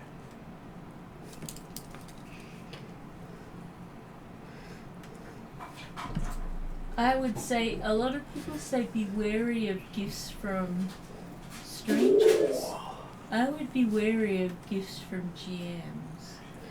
I always am, but I think we're all about to lose our nice artifacts. I have no investment in them anyway. I knowing what it is, I do not want to give it to the Storm Giants. I gave it to Drizzle. My Moonblade. No, we're talking about the things we got from the Storm Giants. Oh, that's fine. Yes. That's only gives me protection from petrification. So far, mine had only given me ability to hold my breath, which was useful to me. Some of them have the potential to be legendary items. Yeah. I think one or two of them was. There's a lot of people who were listening in on the legendary items that got very excited. Right. I can't remember the specifics of all the items. Yeah, I was told to pick But one of basically, the any ones of them that were that left. contained a rune of power. Was a legendary item. Just the rune itself is legendary. So they had the potential to be amazing, but I am not, knowing what I know about this rod now, I had the potential for it. I do not want it anywhere near the throne. I do not want it near the Storm Giants, considering we're still in a place of possible conflict between the Giants and the Dragons. I want to lock it away so it can never be accessed by anyone ever again. I don't know how to do that. Calcrix might. I don't want... She doesn't want it. She might be able to tell you how to do it. Part of my head, the thing is, player talk. I know Martin. I know running away from responsibility and being responsible for a people is something that is not necessarily... is something that was considered evil in one of the other parties. I need to know more before I understand whether I need to take on this responsibility or not. At the moment, I just want it safe. That's why I suggest you send ahead and tell them that you wish for advice for the safe storage of this item. She also adds that the cultists of Tiamat are seeking that item. I wouldn't be giving it to them necessarily. And if left unattended, they will find it. You better take proper precautions with that thing. I don't have bags of holding or anything. She removed it from the Storm Giants so they could not steal it. You could see if she'll take it back. No, I don't think that's how it works. Yeah. And she says, now her job on this place is done. Does that mean you'll be moving on somewhere else? She gets to ascend to another plane. This is sometimes a very exciting prospect. I'm hoping one day to ascend to a cosmic status. I think I'd like to be a planet guardian. Despite my current issues, it was lovely meeting you. She says you will remember her. She Always. Every time I look in the mirror. I don't even know where to put this stuff. I can't hide it. Or I don't have any. I don't have any window, extra dimensional holding or anything. Painting my sword. Excuse me. Dimitri will hold it for you. No. At which point you see her start to fade away. I'm a hug. You get in a hug before she goes. I haven't had my brother a hug for a while. Drizzle gives the best hugs. But she's a blue dragon, so, you know, I can play pretensies. And she's been around for a while. A few thousand years. She was around at the founding of the crown. A long time. That needed more responsibility. Get what you wish for. I didn't want more responsibility. You wanted a win. You wanted the scepter. And you I got your wanted win. a win. And I you didn't. got your win. No, but this doesn't win. Because we didn't fulfill the quest. You got the scepter. And you now know what the quest entails. No, I can't fulfill this quest. I'm sorry, guys. You're going to lose your items. I can't do it. Who said we're going to lose the items? The It, items were given as a reward for finding out what happened to her parents. no, wasn't the items conditional for on the- the staff? I'm pretty sure it's conditional on the staff. And after she gave it to you to help get information on the mother, she also said that if you didn't get back the scepter, she could recall the items. No, not whether or not she would, but that She could. depending on. This might So might we be where could you have to negotiate think it. about the negotiation. We could negotiate it, but there is nowhere on this negotiation that I'm giving them what they wanted. I can explain why I'm not giving it to them. I'll put it this way: Calcrix is happier with the explanation she has to give the giants than the one you are. I'm not charisma based. No, but hers only requires transparency and sincerity. I can be transparent and sincere. You guys are looking to not be under the control of something. This is another item that forces others to be under control. I do not think that anybody should be under control, so I am not going to hand it over. I can already think of one argument they might use Could for you- having it. but I know am- multiple arguments they can use, but I'm- literally, she's not a statesman. I'm, She's not charismatic. I'm happy. Can you put it in an extra dimensional I don't have any space, extra or- dimensional spaces. Right. I can. So If you would like advice and access to people who can help you hide it, Calcrix is happy to give that. That she is not taken over as staff, that means all blue dragons won't talk to her. No, and I think I have time to figure out what I'm doing. Because it's 18 minutes to 11. Yes. Okay, so I was going to say this would be a good point for us to say we'll put a peg in it till next session, and you have actually managed to achieve 2 of your objectives. You've obtained the crown and obtained the scepter. Woohoo! I didn't say you complete the quest, but you attained 2 objectives. Yeah. I finally remembered about, about 20 minutes into the session. I'm like, oh, I think I'm supposed to have this thing. Everybody else can say their piece. I'll make sure. I don't think I was supposed to have the staff. I think Martin is doing something to me. Okay, so going to go on to end credits unless you have anything else you want to say. I want to tell Eve a story in repayment for her story to me. Okay. So going to end credits.